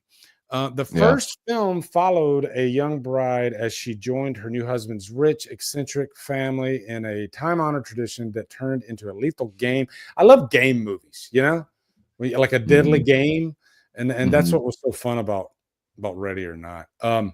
Now, Davey, you said did you just watch Ready or Not for the first time? Yeah, last night I was like, I got to prep for this thing. So I guess I should have watched Joker Folie à Deux as well, but I didn't know we were going to talk about that. I watched Ready or Not because I'm pretty lukewarm on Radio Silence in general, and everyone's told me that that's their best movie. So I was like, and I think Samara Weaving's really great. I mean, she's beautiful, but more importantly, I think she's a great performer. You know, that's the most important thing. And I do think that like the premise of this movie, I think is really, really good. I was sort of distracted by the color grading of the film a little bit and the way some of the action was shot. But yeah, like Adam Brody put in a really great performance, probably one of his best that I've seen of his. I did think some of the humor was like a little odd, and the woman that played the aunt was pretty like over the top with her performance, but I had a good time watching this movie. Kind of reminded me of like You're Next a little bit. Yeah. A lot of people compare it to You're Next. And then even like the supernatural element that comes in at the end, I was like, oh, that's sort of like Cabin in the Woods kind of supernaturally sort of ending. And I was like, oh, they did that whole explosion thing in Abigail with the way the vampires reacted, like that's just massive explosion. So yeah, I felt like there was a little bit of that Abigail tie to it as well, just like those people in that confined space. So I'm interested to see like how they're going to do the sequel, if they're going to make it bigger. You know, the way that Smile 2 sort of did the same thing, but made it a little grander scale. I think that's really like the only way you can kind of do it. So I am curious to see how Samara Weaving's character comes in. Is she like there to help? Is it going to be some sort of like, I don't know. Is it going to be some sort of like Die Hard kind of thing with like the two people helping each other? Yeah. Yeah. It'll be wild. So yeah, I'll be there. I'll be there to check it out. I liked the original enough to give this one a go and give Radio Silence hopefully another it's not chance. The Descent Part 2 in quality, because oh God, that is one of the worst. Like The Descent is like, oh my God, one of my all-time favorite movies of the last amazing 20 years. Yeah, it's amazing. I love that movie. And then they come, let's pretty much give you the same movie, but pretty much take away all the believability and the charm from the movie, and really just only put the very last 10 minutes are like worth watching, and undo the fucking decisions made in the first movie by characters. Let's undo it. Like I was okay with the movie up until that point in the third act, and I was like, fuck this movie. Hate it. Total waste of time. You didn't have to have the creatures dookie in the water either. No. You could cut that out. You know, you don't need that. It's like it took away the emotional element, right? Yeah, I say that all the time, but you got to make me feel something. And I think I've even said, like, I did a couple of the top tens. I called it cry horror movies that make you cry. And The Descent, it made me cry. It's got such a freaking sad ending. It's just a beautiful movie, you know, because I love a character that just goes through hell, you know. Yeah. There's like almost like it's like a rebirth at the end of that movie, because she's so innocent and tainted and, you know, sad because her husband died, and then she finds out about this affair that's going on, and so you just feel so bad for Sarah, and then she makes it through the end of the movie, this warrior, and man, it's hard to pull that off, but man, when you do it, it's so satisfying. Yeah, so, and then that's kind of what Samara Weaving was in this movie, to a lesser extent, but yeah, it kind of had that vibe to it where she had to take on this whole family by herself and had to learn, I guess, something about herself along the way. And so she's just like the ultimate rootable character. And I think that's why we love Samara Weaving so much. She plays that type of character so well. I do wish that she was a little more badass earlier in the film. Like there's that classic shot of her with the bullets and the shotgun, but then you end up finding out that doesn't even work anyways. So it's like a cool look, but it doesn't turn into anything that's meaningful, like for her character. So I'm hoping, with the sequel, that maybe there is that more jump to badassery, you know, like Ash in the first Evil Dead movie is just a goof that can't even, like, he gets defeated by bookshelves. And then in Evil Dead 2, he like finds his swag, you know, like, so I would love to see that kind of vibe. And yes, we want our characters baptized in blood. Like it's it's a beautiful thing, like in The Descent. So hopefully we get to carry that over to Ready or Not too. Yeah, I'm also really excited for it. I really liked the first one. Samara Weaving's great. I'm still somebody that I know I'm in the minority here, but Scream 6 is my favorite. Radio Silence. I know it wasn't the entire team, but that's my favorite thing they've done. Now, I will say that one thing. I mean, I love Catherine Newton too, which didn't even realize till last night in talking to Christian that she was in Paranormal Activity 4. I mean, I didn't even think about how she was the teenage girl, and it's the worst Paranormal Activity movie. It absolutely sucks. But he was like, "Yeah, that's got the girl from Freaky in it." And I was like, "What?" And then I looked it up. I was like, "I'll be damned." But The coolest thing about it, and I thought this would be really cool, and surprisingly, it's apparently the case behind the scenes. The shooting title for this is called "Here I Come." That's funny.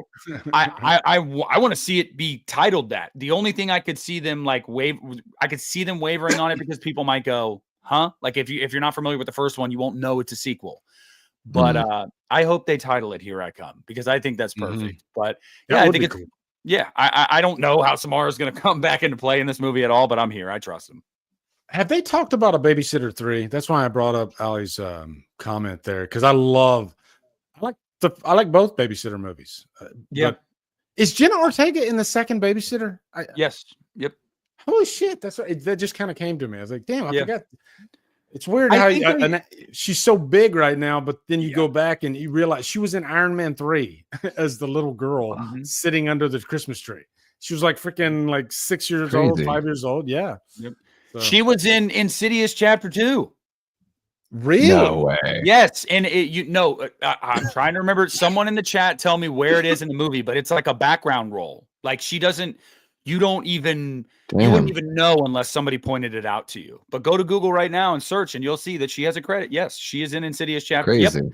Insidious Chapter 2 at the end scene. Yep.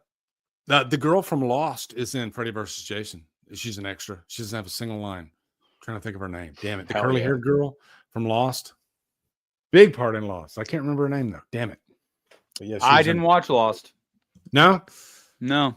I heard JJ jaded up by the end. So sure. I do know that like he was on Howard Stern years ago, and Howard asked him, "What the fuck was the black smoke?" And he couldn't answer it. It's a mystery box. They just wrote it as it went along, but they didn't really know like how to end the damn thing. Was Snoke really just Emperor Palpatine, dude? That's it. I mean, what? What? I love The Last Jedi, so hell yeah. I think Snoke should have lived, and they should have just made him like the Snoke main was awesome. of that trilogy. I think that would have been better than. I think bringing Palpatine back was a horrible idea. Horrible. Sure. But don't fucking lie. Don't lie. I think all of us, when we watched that trailer for the first time and we heard the laugh at the end of the trailer, I think all of us collectively were like, what the fuck? And then when you see the movie, you're like, this is stupid as shit. But that one moment in the trailer, I was like, oh, no, it didn't come up. Because like for decades, he's been like building this army of, I don't know what the ships are but like, did he just conjure those up? Yeah. It's got like 1,000 Star Destroyers just under the fucking surface of this planet. It's so absurd. It's so absurd.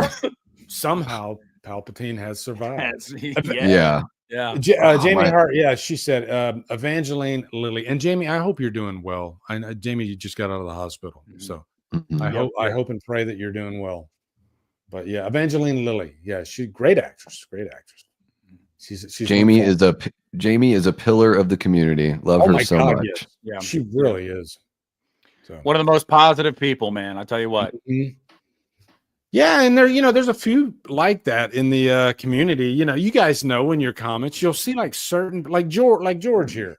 I see freaking George in like almost every freaking video I do, and I think that God, you're just like the nicest guy, George.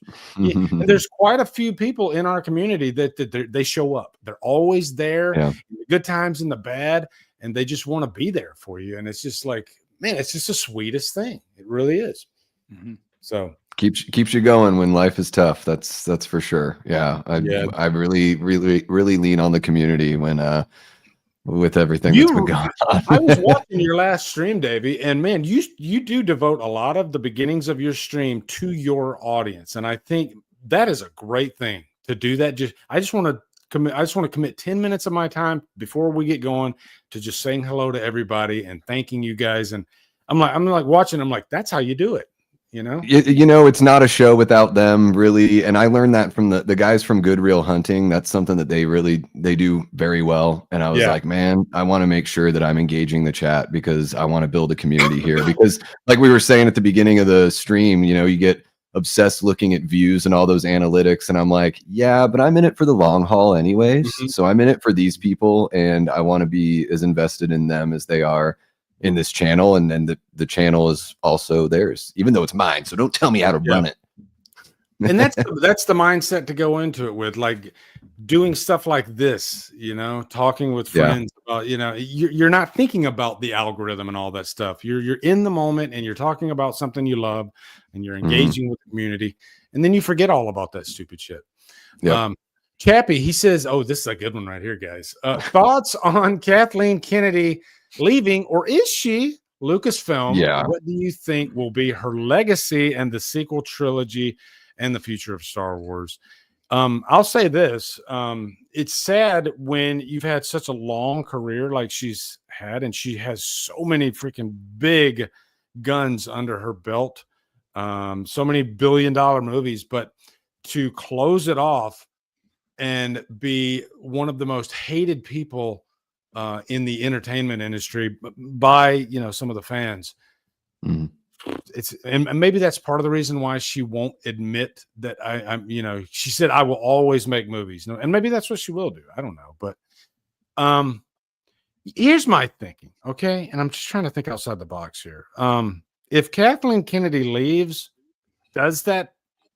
I think it takes more than Kathleen Kennedy leaving to get Star Wars back on track. I think everybody needs to leave, and they need to just reset, and I honestly think they need to go lower, but like George Lucas, when he made the first Star Wars, he made that movie for, I want to say $8 million or something like that. And I know adjusted for inflation, that's going to be probably, 30, 40 million today, but I think that's what they need to do. I think they need to freaking go ground up and not make a $200 million movie. Make something small and have a really, really good story. Don't remake anything. And, keep all the message bullshit out of there, and just make Star Wars fun again, like it used to be, when the first trilogy came out, and even some of the prequel trilogy. Those were just fully story centered. When you watched the first 6 Star Wars movies, you weren't thinking about anything on the outside world. Even if you didn't necessarily like Phantom Menace, you were still in that world as you were watching the movie. You're looking around like you're not on Earth. You're in Star Wars. And I think that's what they need to get back to. And I think getting rid of Kathleen Kennedy is just the start of it. I don't know. What do you guys think? Me personally, I get that she's been the poster child for everything that's gone wrong in the last decade or so for Star Wars, and everybody has wanted to put that solely on her. Yeah, she's definitely made some bad decisions. That's just a fact. But you know what? I got to be honest with you. I don't think Star Wars has really been great. Again, even as someone that loves The Last Jedi, and I do, I think largely the sequel trilogy is kind of a mess narratively. Yeah. No matter if you like any of those movies, and then even the prequel trilogy. I mean, how quickly people forget that. And I have a soft spot for the Phantom Menace because it's the first one I saw in theaters. I was a little kid. Right.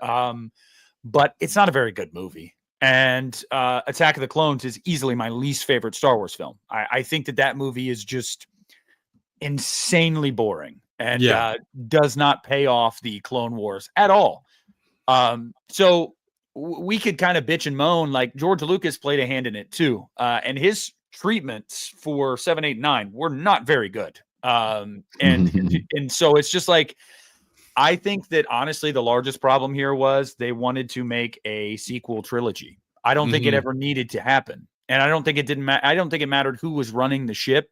I just don't think it needed to happen personally. I wasn't mad that it did. I got to go see 3 new Star Wars movies in theaters. I think Rogue One is fantastic. I think that movie is great, but largely, Kennedy was she was steering the ship, so a lot of the blame is going to go to her. But I also do feel like some of that is a little unfair because I think largely I think it's a Disney problem, and I think that whoever they put in the role there, they're going to make mistakes too, and then they're just going to become the new whipping boy for everyone. They're going to be, it's this piece of shit. Like, no, I really think you need to either just halt it for a while and rebuild from the ground up, or maybe you just don't need to make episodic Star Wars movies anymore. Like, it's just, I don't know. Like, some of the hype, you guys remember the hype. Revenge of the Sith. That was the end. That was the end. We all went to theaters for that one, and we were like, I waited in line for 5 hours to watch that movie. This is it. I can't believe this. And then it's like all undercut, 10 years later, where it's like, just kidding. And then what happens when episode 10 comes out? Just kidding Mhm. again. It's just like, what are we doing? I don't know. Mm. I love Star Wars, but maybe it's time for it to rest for Yeah. at least a while. Maybe there's nothing left to tell. I don't know. And before I go to Yeah. Davey, I will say this. Out of the 9 movies, the sequel trilogy is my least favorite. I'm putting that out there for sure. But I think a lot of people forget, before the sequel trilogy came out, George Lucas was probably the most shit on person I have ever seen in the entertainment industry. You go on any forum, people obliterated George Lucas for a variety of reasons. They did not like the prequel trilogy that much. They hated his messing with his movies, and not releasing the unaltered versions, officially. He was stubborn. George Lucas was pretty stubborn. Hey, these are my movies, and I'm going to make as many changes as I want to them. That pissed a lot of people off. And as soon as these new movies came out, and when Last Jedi came out, Nick likes the movie. A lot of people didn't like Last Jedi, and because of the hatred, like Last Jedi really kicked off the hatred, like the hate train. George Lucas suddenly became Jesus. And he had a halo over his head, and the guy never did anything wrong, and he was just a beautiful saint of a person, and I think people just forget how much people like almost hated George Lucas for a long time. So yeah. Hey, that's not me. Yeah, that guy pops up all over the place, says the same stuff all the time. Just really like even less entertaining than Disney Star Wars. I changed my profile picture to his, but yeah. Yeah, I think with Kathleen Kennedy, I pretty much would just echo what Nick said. I think it is a Disney problem. I think the messaging is the biggest thing that really like derailed people, and the whole like forces female kind of thing is just sort of like, I think it's kind of insulting, because I think like a lot of women already really like Star Wars. So this whole like push to make it seem like, well, we need to create a whole new crop of fans. Like we don't want to keep the old fans. That's what it felt like from Disney. And it's like, hey, you can still nurture your original fans. And I guess if you want to assume that those fans that made this franchise like so worth all of that Disney money to buy from Lucasfilm, if you want to assume that those people are hate-filled from the very beginning, instead of trying to like court them and then work in all that other stuff, because Star Wars has been really diverse for a really long time. Yeah. And we're in this odd like age now where we try to act like, oh, only now are like minorities and women getting like powerful roles. And it's like, well, Princess Leia was pretty awesome in the very first movie. Like, and it's an ensemble movie. She's one of the 3 major players, or 4 major players if you include like Obi-Wan on the good side. And right when they show up to rescue her, she's like, this is it. Like, I've been doing this my whole life. Like, you guys are a joke. There's this, but it seemed natural. It didn't seem like it was coming from this place of like, men just have to be put in their place. But with the way that Disney has handled Star Wars, it does seem like it's coming from this angle that is sort of like a bit of an attack, a bit of like a, let's just get rid of those old fans because we're going to get a bunch of new ones anyways. But guess what? All the original fans, their kids are the ones that you want to have buy those toys. And the reason why those toys aren't selling is because those parents are not getting their kids into Star Wars because the material isn't very good. So yeah, I think the coolest thing that could happen right now is George Lucas buys it back from Disney for a cut rate. And then he produces it and doesn't make any more movies himself, but hires a new team to carry on the legacy. And I like Nick's idea of just do like an anthology kind of thing where we just get a movie that's from like this place in time, this place in time. They don't need to be episodes, but sort of like what Rogue One did, but maybe movies that don't take place between 2 movies we already have. Like, I thought Rogue One was really cool, but at the same time, it sort of felt like a little bit like a video game. Like, you have to go to this planet to get this thing. And the weird thing about Rogue One is they're like they talk about how strong Jyn Erso's character is, and I was like, guys, like, she's literally just an object in that movie. Like, that's all she is. She's all she is like, hey, we have this person with us, and you know who her dad is, so don't kill us now. And like, so I feel like that's kind of the way to go, though, doing like these one-off sort of things. And instead of doing TV shows, let's compress that into really good films. I will say, though, I think I love Rey. I really like Ray. I thought she was a well-written character. I thought Daisy Ridley did a really good job with that role. I really like Ray. I feel like they dropped the ball on some of the other characters for sure. But when they announced, what was it, a year or so ago, that they were going to do another movie following up with Ray, kind of rebuilding the Jedi Order, I thought that was a cool idea because I liked her. And if you're going to take anything out of that, take her out of that. I liked her. But she's a great actress, actually. Her performance in the first two movies, even the third movie, really. I think she is the strongest thing. Her and Kylo Ren are the strongest things out of that trilogy. There's just a lot of mess around the two of them, but I think both of them are really strong actors. So maybe some of the better actors. I mean, Star Wars has never been known for amazing acting. Even the actors themselves would say how George, he didn't know how to direct actors, so he would just say faster and more intense.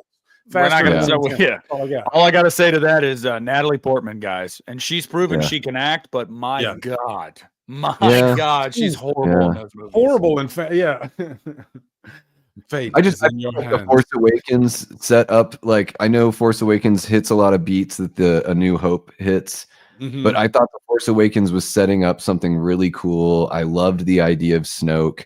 And while The Last Jedi is a beautiful looking film, technically speaking, I just felt like, as far as the story goes, like, why give that movie to a guy that wants to do the antithesis of the movie you just did?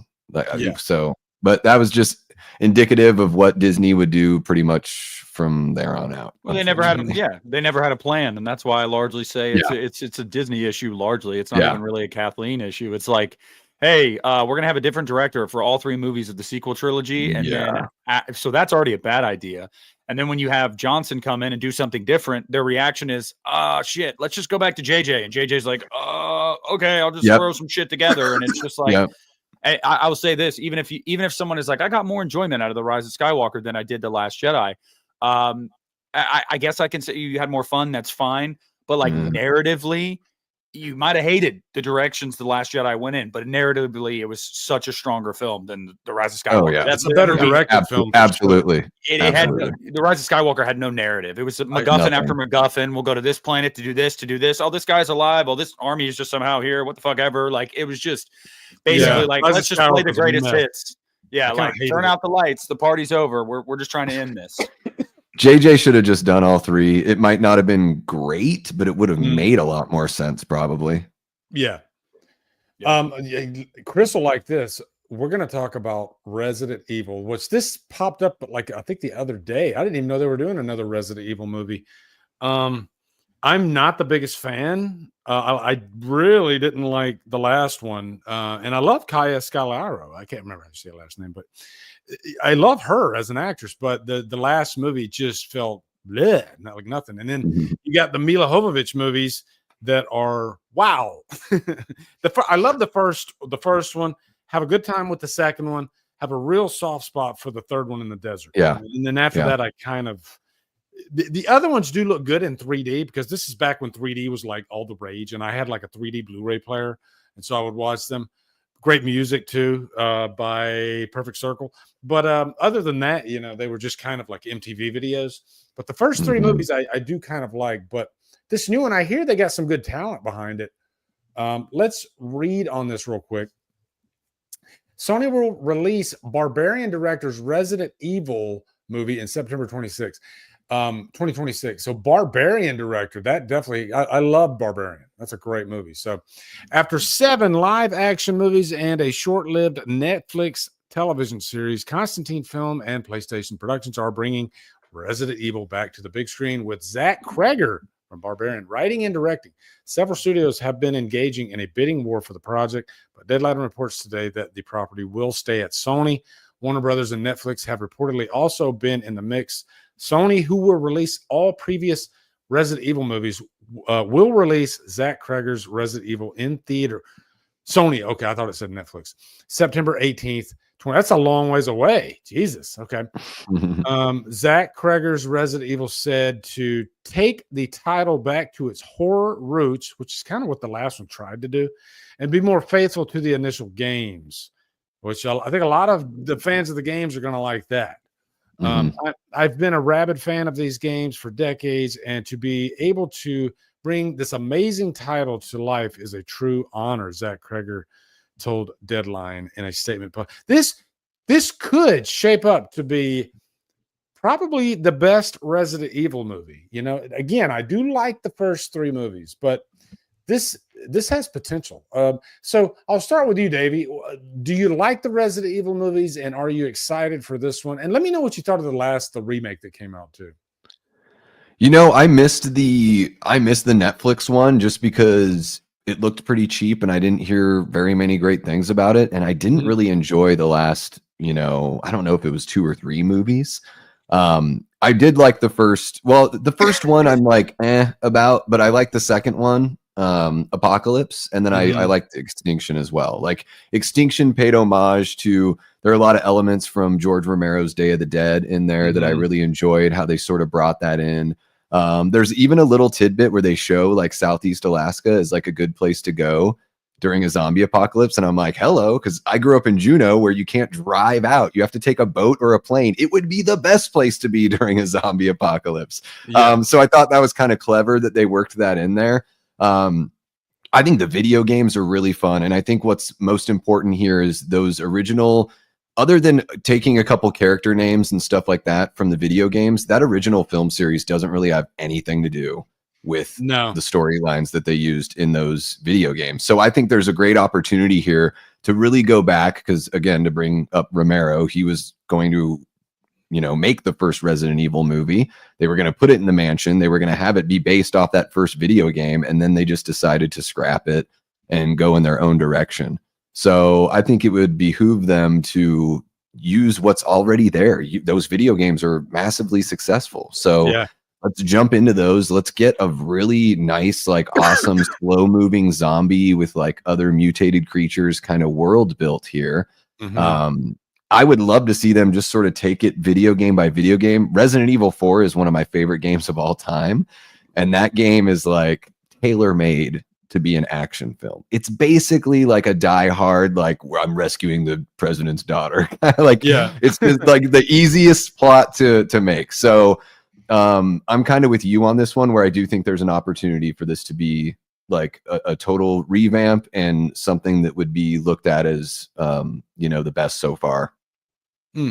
Before I go to Nick, Chris, he says, speaking of Resident Evil, check out the doc on George Romero's version that we never saw. It's great. I didn't even know there was a doc. I didn't even know George Romero was tied to doing a Resident Evil. That probably would have been really cool. Did you know I've never seen Day of the Dead, which is crazy? Yeah, I know. I love, dude. The 2 previous movies are like my 2 favorite zombie movies, but I've never seen Day of the Dead. I don't know. I think Day of the Dead's the best one. I think it's the best zombie movie of all time. I've heard like, for me, it's number 1, and it's got some of the best effects I've ever seen in any movie. Savini like outdoes himself. Yeah, I like it a lot. It's good shit. All right, Nick, what do you think about this news? So, I mean, I think that largely bringing Resident Evil back is just a good idea. I think that there's a lot to mine there. There always has been. I hated the fact that we got one with Welcome to Raccoon City that I actually thought was solid, and then there was just kind of no continuation after that. I also feel like the Mia Jovovich ones really that series got long in the tooth. It definitely did. And I will say, though, I'm somebody that I don't know what it is, but I have a damn soft spot for Retribution, because that movie is basically like a greatest hits of the first 3 movies. Bring back a lot of characters and stuff. Like, I thought that movie was fun. It really felt like a video game. But largely, it's just it's not great after Extinction, to put it mildly. And so I think it's cool, but like, honestly, part of me wonders if like the audiences grew accustomed to the Jovovich ones and the style, and that's what they expect from Resident Evil, and maybe that's why Welcome to Raccoon City just nobody cared. Like, I mean, really, that thing was like a fart in the wind. And it did go to theaters, and it made like I saw it in the theaters, and I was bored. So I'm just kind of like, if that's what they're expecting, like, if we're going to go more along the lines of, because I will say Welcome to Raccoon City did try to be more in line with the games than the Mia Jovovich ones did. It absolutely tried to be more like the video games. I liked it. But I don't know, man. There's just something about it that I just feel like, or maybe the series as a whole has just kind of run its course. I mean, maybe it was something that was popular 15, 20 years ago and people just don't care anymore. I'd love to be wrong. But I'm excited. I'm looking forward to it. I'll go see it. You know, I like Zach Kreger. I like Barbarian, and I would say I like the first 3 Resident Evils. Soft spot for Retribution, and I thought Welcome to Raccoon City was pretty good. So it's batting over 500 for me. So yeah, I'll go see it. Final Chapter is one of the worst movies I've ever seen in my entire life. That movie is absolutely atrocious. Like I was impressed by how bad it was. You know, you ever watch a movie and you're like, it's not gonna, but man, when it goes way like way in the bad, like it's like so bad it's good. That's Final Chapter for me. Like they make every horrible decision that you could possibly make along. It's almost like they got shit. Now we're stuck in this movie. We can't turn back now. We have to somehow finish this thing. But fuck it, and it's the last movie anyway. And let's just shit it out. And that's what it is. It's just horrible. It's like can we get Uwe Boll to come in and finish this movie? Like House of the Dead. I'm just like, I can't believe this is happening. How dare they even say Romero's name in House of the Dead? I'm surprised it wasn't directed by Alan Smithy, if I'm being honest, because it was just so freaking bad. Jesus. Hey, Alan Smithy has a banger in Hellraiser 4, damn it. Yeah, he does. I'll die on that hill. You can do like a top 10 Alan Smithy movies. Are there 10 of them? There might be. There's got to be more, right? Yeah, there's got to be a whole lot. Yeah. Alan Smithy. You know a movie's bad when you don't want to attach your name to it. Like, did you know like First Blood, when Stallone did First Blood, the first cut of that movie came out, he hated it so much that he tried to buy the reel so he could burn it. Wow. They wouldn't let him. Yeah, he hated it so much, but because it was like a 3-hour version, and it was, he said they were giving him like these one-liners in the movie that were just atrocious. And so he says, okay, I'll make a deal with you. I want to cut out all of my fucking dialogue. Just cut it all out. Just get rid. That's why he never talks in the movie until like the very end when he has the breakdown. But it's a lesson, you know. Sometimes a movie that you swear is going to be horrible, that's how important editing is. Editing can make a bad movie good. You know, George Lucas said the first Star Wars, every scene in that movie was what was usable. They had they had no usable footage outside of what's in the movie. They got lucky enough to find some usable footage to make the movie what it was, because he suffered like a nervous breakdown. He had to go into the hospital because he's like, I just fucking ended my career. This is horrible. All his friends told him that's just unwatchable. Yeah. It is amazing how important editing is. It really, I mean, man, it's sort of like controls the tempo of the movie. It's like the drums. It is the percussion of the film. Yeah, it's like it controls like sometimes even like your heartbeat. It can make your heartbeat race. It's so vital. And it's like anything else, it's all in the edit. Like you put everything out there, and then you got to edit that to make it what it really is. Yep. The Dune extended cut. No. Real quick, let me pull this up because I wanted to talk about this. We got like 12 minutes left. All right. Let me just type it in here. Okay. Synapse Prom Night 2. This is like a show. I thought this movie would never ever come to let's see, is this it? I think this is the story right here. This is the one movie I gave up hope, and I love Prom Night 2. And I love it more than the first movie, but it's such a deep cut, low budget movie that only deep cut horror fans love, that may have even watched it, that you there's no way that they would ever put this on Blu-ray, but they're doing it, and it's freaking mind-blowing. So let me switch over here so we can check out the story. Hold on. Yeah, let me read this real quick, and I want to get you guys' opinion. You might not have even seen Prom Night 2. Okay, so here we go. In a long time. Yeah. Fright Night Part 2, Hello Mary, Prom Night 2, more 4Ks in the works from Red Shirt Pictures and Synapse Films. Wow. After working their magic to bring Trick or Treat to 4K Richard Pictures and Synapse Films have announced 6 upcoming titles in the works. These include Fright Night, Hello Mary Lou, Prom Night 2, Prom Night 3, Prom Night 4, Angel of Heat.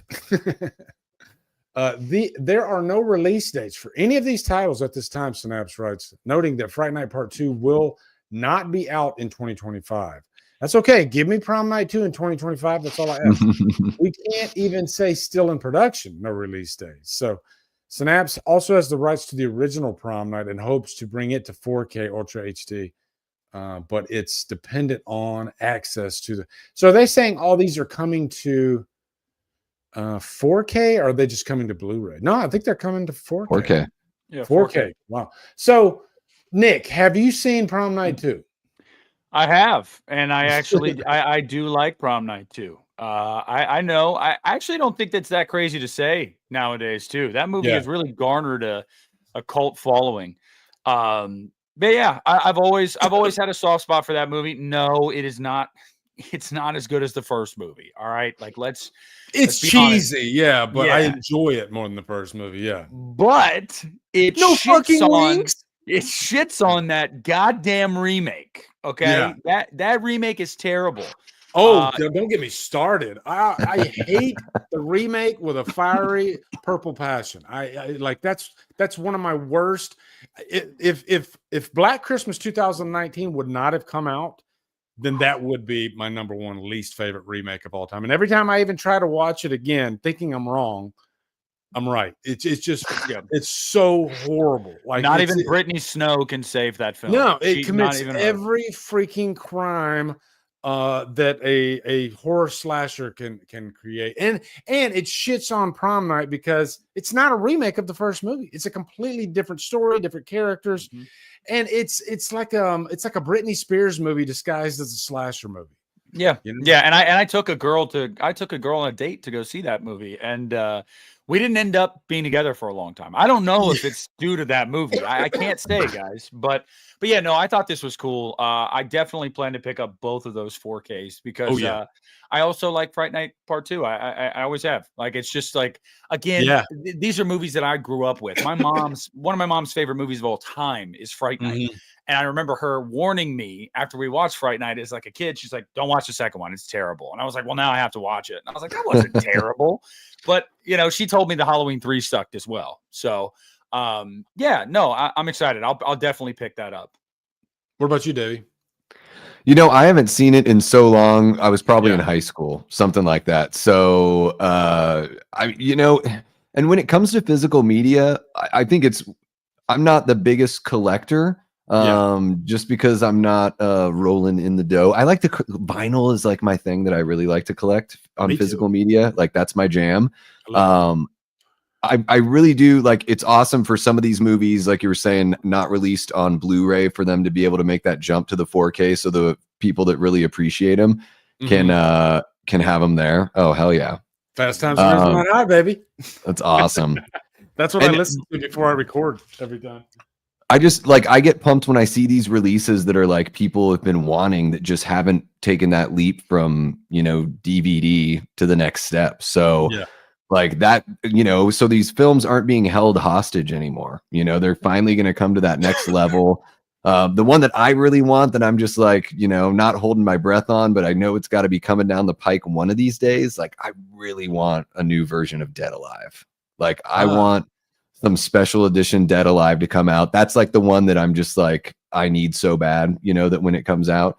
So yeah, as far as like, with Prom Night 2, and I think I saw 976 Evil was in there as well in that list. So, like, I mean, I love that we're living in a day where, this stuff's being celebrated and people just are freaking out about it. And the pre-orders are coming down the pike as well. And it's great for physical media. It's great for keeping movies alive. And there's nothing cooler than thumbing through your collection and not having to be like, what streaming platform is that on? Or when you want to watch a movie that's like a holiday, or say it's like right around prom time and you want to go watch Prom Night 2. Of course, they're going to pull it off all the platforms. Of course, they're going to do that. You know what I mean? So it's like, just nice to have that physical copy. Nothing beats it. Does it feel like the boutique labels they're stepping up front, because it seems like the bigger studios are starting to kind of turn their nose up to physical media? I mean, like Disney in Australia, they don't even like put those on physical media anymore for like the Marvel movies and all those. So it seems like you're seeing more news for like Synapse and I don't know if Shout Factory's putting out a lot of news, but I don't know. I'm just seeing more news about these niche like freaking Trick or Treat right there. I still have it in the wrap right here. You know? Yeah. There's like umbrellas out there doing it too. Yeah, there's a whole bunch, you know.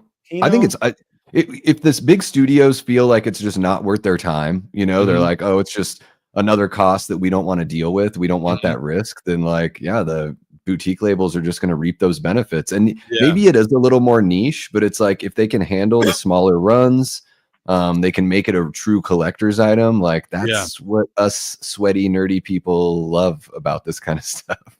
Nick, I get far more excited about deep cut horror movies coming to physical media than I do the latest big Hollywood movie. I don't know. There's just something about those. Maybe it's because this might be it. This might be the only time that you'll ever be able to get this movie. Whereas the bigger, studio movies, they come and go constantly. Do you have that mindset too, or do you even like buy physical media anymore, Nick? Yeah. No, I do. I don't ever really like share it on social media, really, just because like that's never been like my niche in the YouTube space. Like, so it's every now and then if there's one that I get, like I remember a couple years ago, the Quartet of Torment Hellraiser set from Arrow. I posted about that one because I was like, this thing is gorgeous. I love this thing. But yeah, my thing is it's very similar. It's like I really, really like the out there kind of the ones that not a lot of people talk about. There's one that I'm still waiting to get in the States a 4K of, and that is Black Christmas 2006. I need that. I need air. I need that. Like I need air to breathe. And do you have the Blu-ray? I have the Blu-ray of that. No, you can find it on eBay. It's quite a pretty penny for it now on eBay. And so I've been thinking there's really been some like reevaluation done with that movie in recent years. So I think it's going to come eventually. I love it. And I really do think that eventually one of these boutique labels is going to be like, fuck it, let's do it. But I think they'll go all out too. I think it's going to be a great release. But that movie's really fun. I notice it always in December every year too, because there's another movie I'm really waiting on to get like a 4K, and that's P2, another Christmas horror movie that I love. That we haven't got that in the States. There's no American Blu-ray for P2. I think you might be able to get like a foreign one, but there's a Canadian one. Yep, Canadian, Yep, but I want like give me one with some special features, with a commentary track, with some fucking sick art. Like if Arrow got a hold of that. Oh my god, man! So it's always that for me. If they came out tomorrow, I Spit on Your Grave, the box set. That's freaking gorgeous, man. Yeah. Like that. So shout out to the boutique labels. Shout out. I got that Umbrella Night Owl special edition set of Late Night with the Devil because I love that movie, and that thing's really nice too. There's all sorts of like postcards in there. There's a VHS that has like it's just the run of the actual TV show. So it's just the edit of all the stuff that took place like on the television camera. Just gorgeous stuff. Yeah. So it's not every single thing, but every now and then I'm like, I really want that because I love that movie, Yeah. I think the coolest special feature I've ever seen back in the day, I think it's Harold and Kumar Go to White Castle. I think it's that one. And it was a DVD. And I think there's a scene in the movie where they go to like a topless party. Everybody's topless. There's a special feature on that DVD where if you select it, it's an alternate version of the movie and everybody's bottomless instead of topless. Donald Ducking. The whole scene. Okay, everybody put your top on, take your bottom off. They reshot the whole thing. Hell yeah. Like that's crazy stuff. So that is hilarious. Yeah. Guys, it's about 10 o'clock. Holy shit. 2 hours just flew by. I think we had a very successful first episode of Hit the Bricks. How do you guys feel about Hit the Brick? You like the name? I think it's a good name for us, right? Yeah. Are you asking I the like chat, it. or I love the name. I think it's love it. yeah. Hit the bricks, Oh, Dorothy. Chat, ask the chat. Does the chat know what that means? Hit the bricks. Do they know what that's from? I'm sure somebody's gonna know. I what saw that's one person in there earlier say, "Is that from Halloween too?" Yes. Yeah. Whoever that was. Yes, you got it right. Yep. We're all big fans of Rob Zombie's Halloween too. I'll borrow a phrase from Davey. He said it's the punk rock movie of the Halloween franchise, and that's pretty much the best way to describe it. Yeah, there you go. There, right next to my bed. You know. Yep. I think I have so many posters in my, because after I moved, every time you move, there's like a lot of stuff you don't pull out. And I have a Rob Zombie's Halloween 2 poster. It might be that one, Nick. I'm not sure. I'll have to dig So that's the teaser poster. I actually have a t-shirt of that teaser poster that I got in 2009. It does not fit anymore, but I wouldn't get rid of it. And I also have the theatrical poster that's actually rolled up behind my TV right now because I need to get some more frames. When I was a teenager, I'd put these posters up on my wall with tacks and shit. Not anymore. So you're 30 now. You're much more grown up. You're sophisticated. I know. I'll end it with this since we're talking about hit the bricks. All right. What better way to end this stream than talk about Rob Zombie's Halloween 2? This little nugget.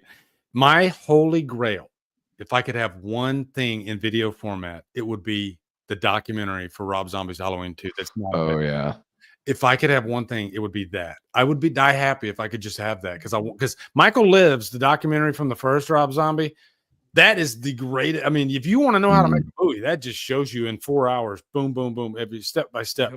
I want the continuation of that. I want that documentary for Rob Zombie's Halloween 2 so freaking bad. And the worst part about it, Lee, it was filmed. It was almost 8 hours of footage. It's in a vault. Never see the light of day. Rob said that thing will never see the light of day. So, insane, man. It hurts so much. I got to become friends with Rob Zombie and somehow bring him around. Just give me the film, dude. Just give me it. He probably doesn't have any control over that. They probably don't want. Yeah, they don't want anyone to know how terrible they were, because if you listen to his commentary track, he basically is like talks about how they just shot until the sun came up, because they told him like once he stopped shooting on any given day, like that was it. And there are a whole bunch of insight on the commentary for anyone that's still on the fence about liking that movie. He said that if that footage got released, you would see multiple times a day him arguing with Bob Weinstein on the phone on set. Like you would have seen it multiple times a day. They're calling him. You're going over schedule. You're going over budget. You're doing this. You're doing that. And Rob was basically like, "Fuck you." Like, you guys begged me to come back. I'm just gonna do whatever I want. That movie's so fucking punk rock, man. I swear to God, if you don't like that movie, please give it another chance and understand that. If you hate Rob Zombie, just understand that movie is Rob Zombie saying "fuck you" to the Weinsteins, "fuck you" to all your expectations. I'm just gonna do my own thing, and it's so punk, and I love it. It's great. It's wonderful. If I were to clip this out, if I were to use the Christian's strategy, I would title the video, "This is all I need in my life." That's it. You wouldn't title the video Rob Zombie. You would just title this. I need this more than anything in my life, and you need to watch this. And then because that's Christian's, and it works. He knows how to title his videos these days. He does. He really does. Because I'm like, oh shit, what is Christian talking about now? Fuck, I gotta click on it. It's not even just that; it's the thumbnails, the faces he makes sometimes. Oh my god! Oh my god! I'm like, guys, we have to talk about Friday the 13th. His stream was like, we all need to talk. I'm like, fuck, I need to talk to Christian now. I gotta click on this. Damn it! What are we talking about? Such a showman. Guys, thank you so much for the first episode. This was so fun. I want to do this like every 2 weeks, because I'm sure there will be some more horror. Yeah. Hell yeah.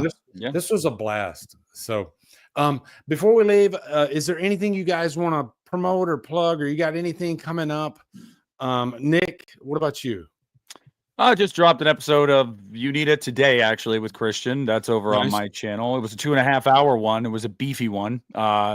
We talked everything from Playboy magazines to Halloween ends. Like, that's just kind of what we do. If you guys listen to the show, it's how we are. This week, I've definitely got some things that I want to get to this week. I want to talk about, and we didn't talk about it tonight. We should at a later date. This Jamie Lee thing. I know you've talked about it on your channel, Lee. I'm definitely going to do a video on that. Probably some Scream stuff. So yeah, I'll have some videos up this week. Like I said, took a little took a little while off. Didn't really upload for a little bit there, dealing with my own stuff. But yeah, I'll be pretty active this week. Yeah, I think going forward, we'll probably have like a little, what we'll call like a Halloween minute, and we'll talk something like we did with Deborah Hill today. Because like somebody in my comments, they were like, "Oh, I guarantee you half the stream's going to be talking about Halloween." So we're not on my way to not talk too much about Halloween, but it'll happen. You know, what about they you? know us so well.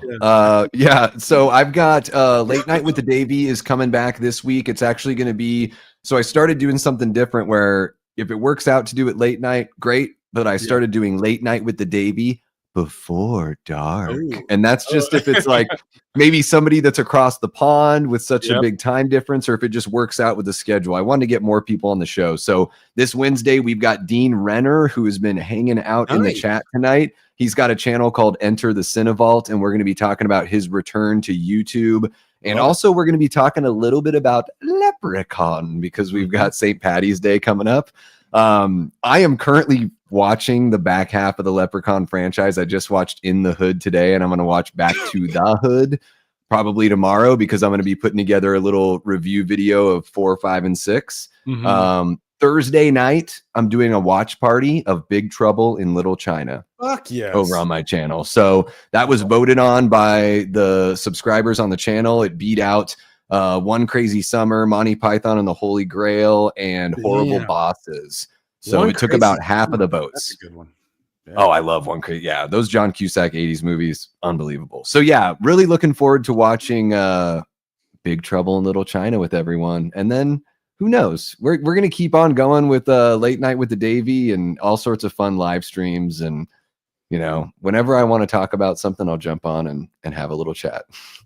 Awesome. Well, hey, thank you guys for, I wanted to highlight this one right here. This will be the last thing. How do you feel about Tony Todd being left out of the Oscar memorial? I'll have the last word. Fuck the Oscars. There you go. Have a nice night, everyone. Love you guys. Take care, y'all. Yep.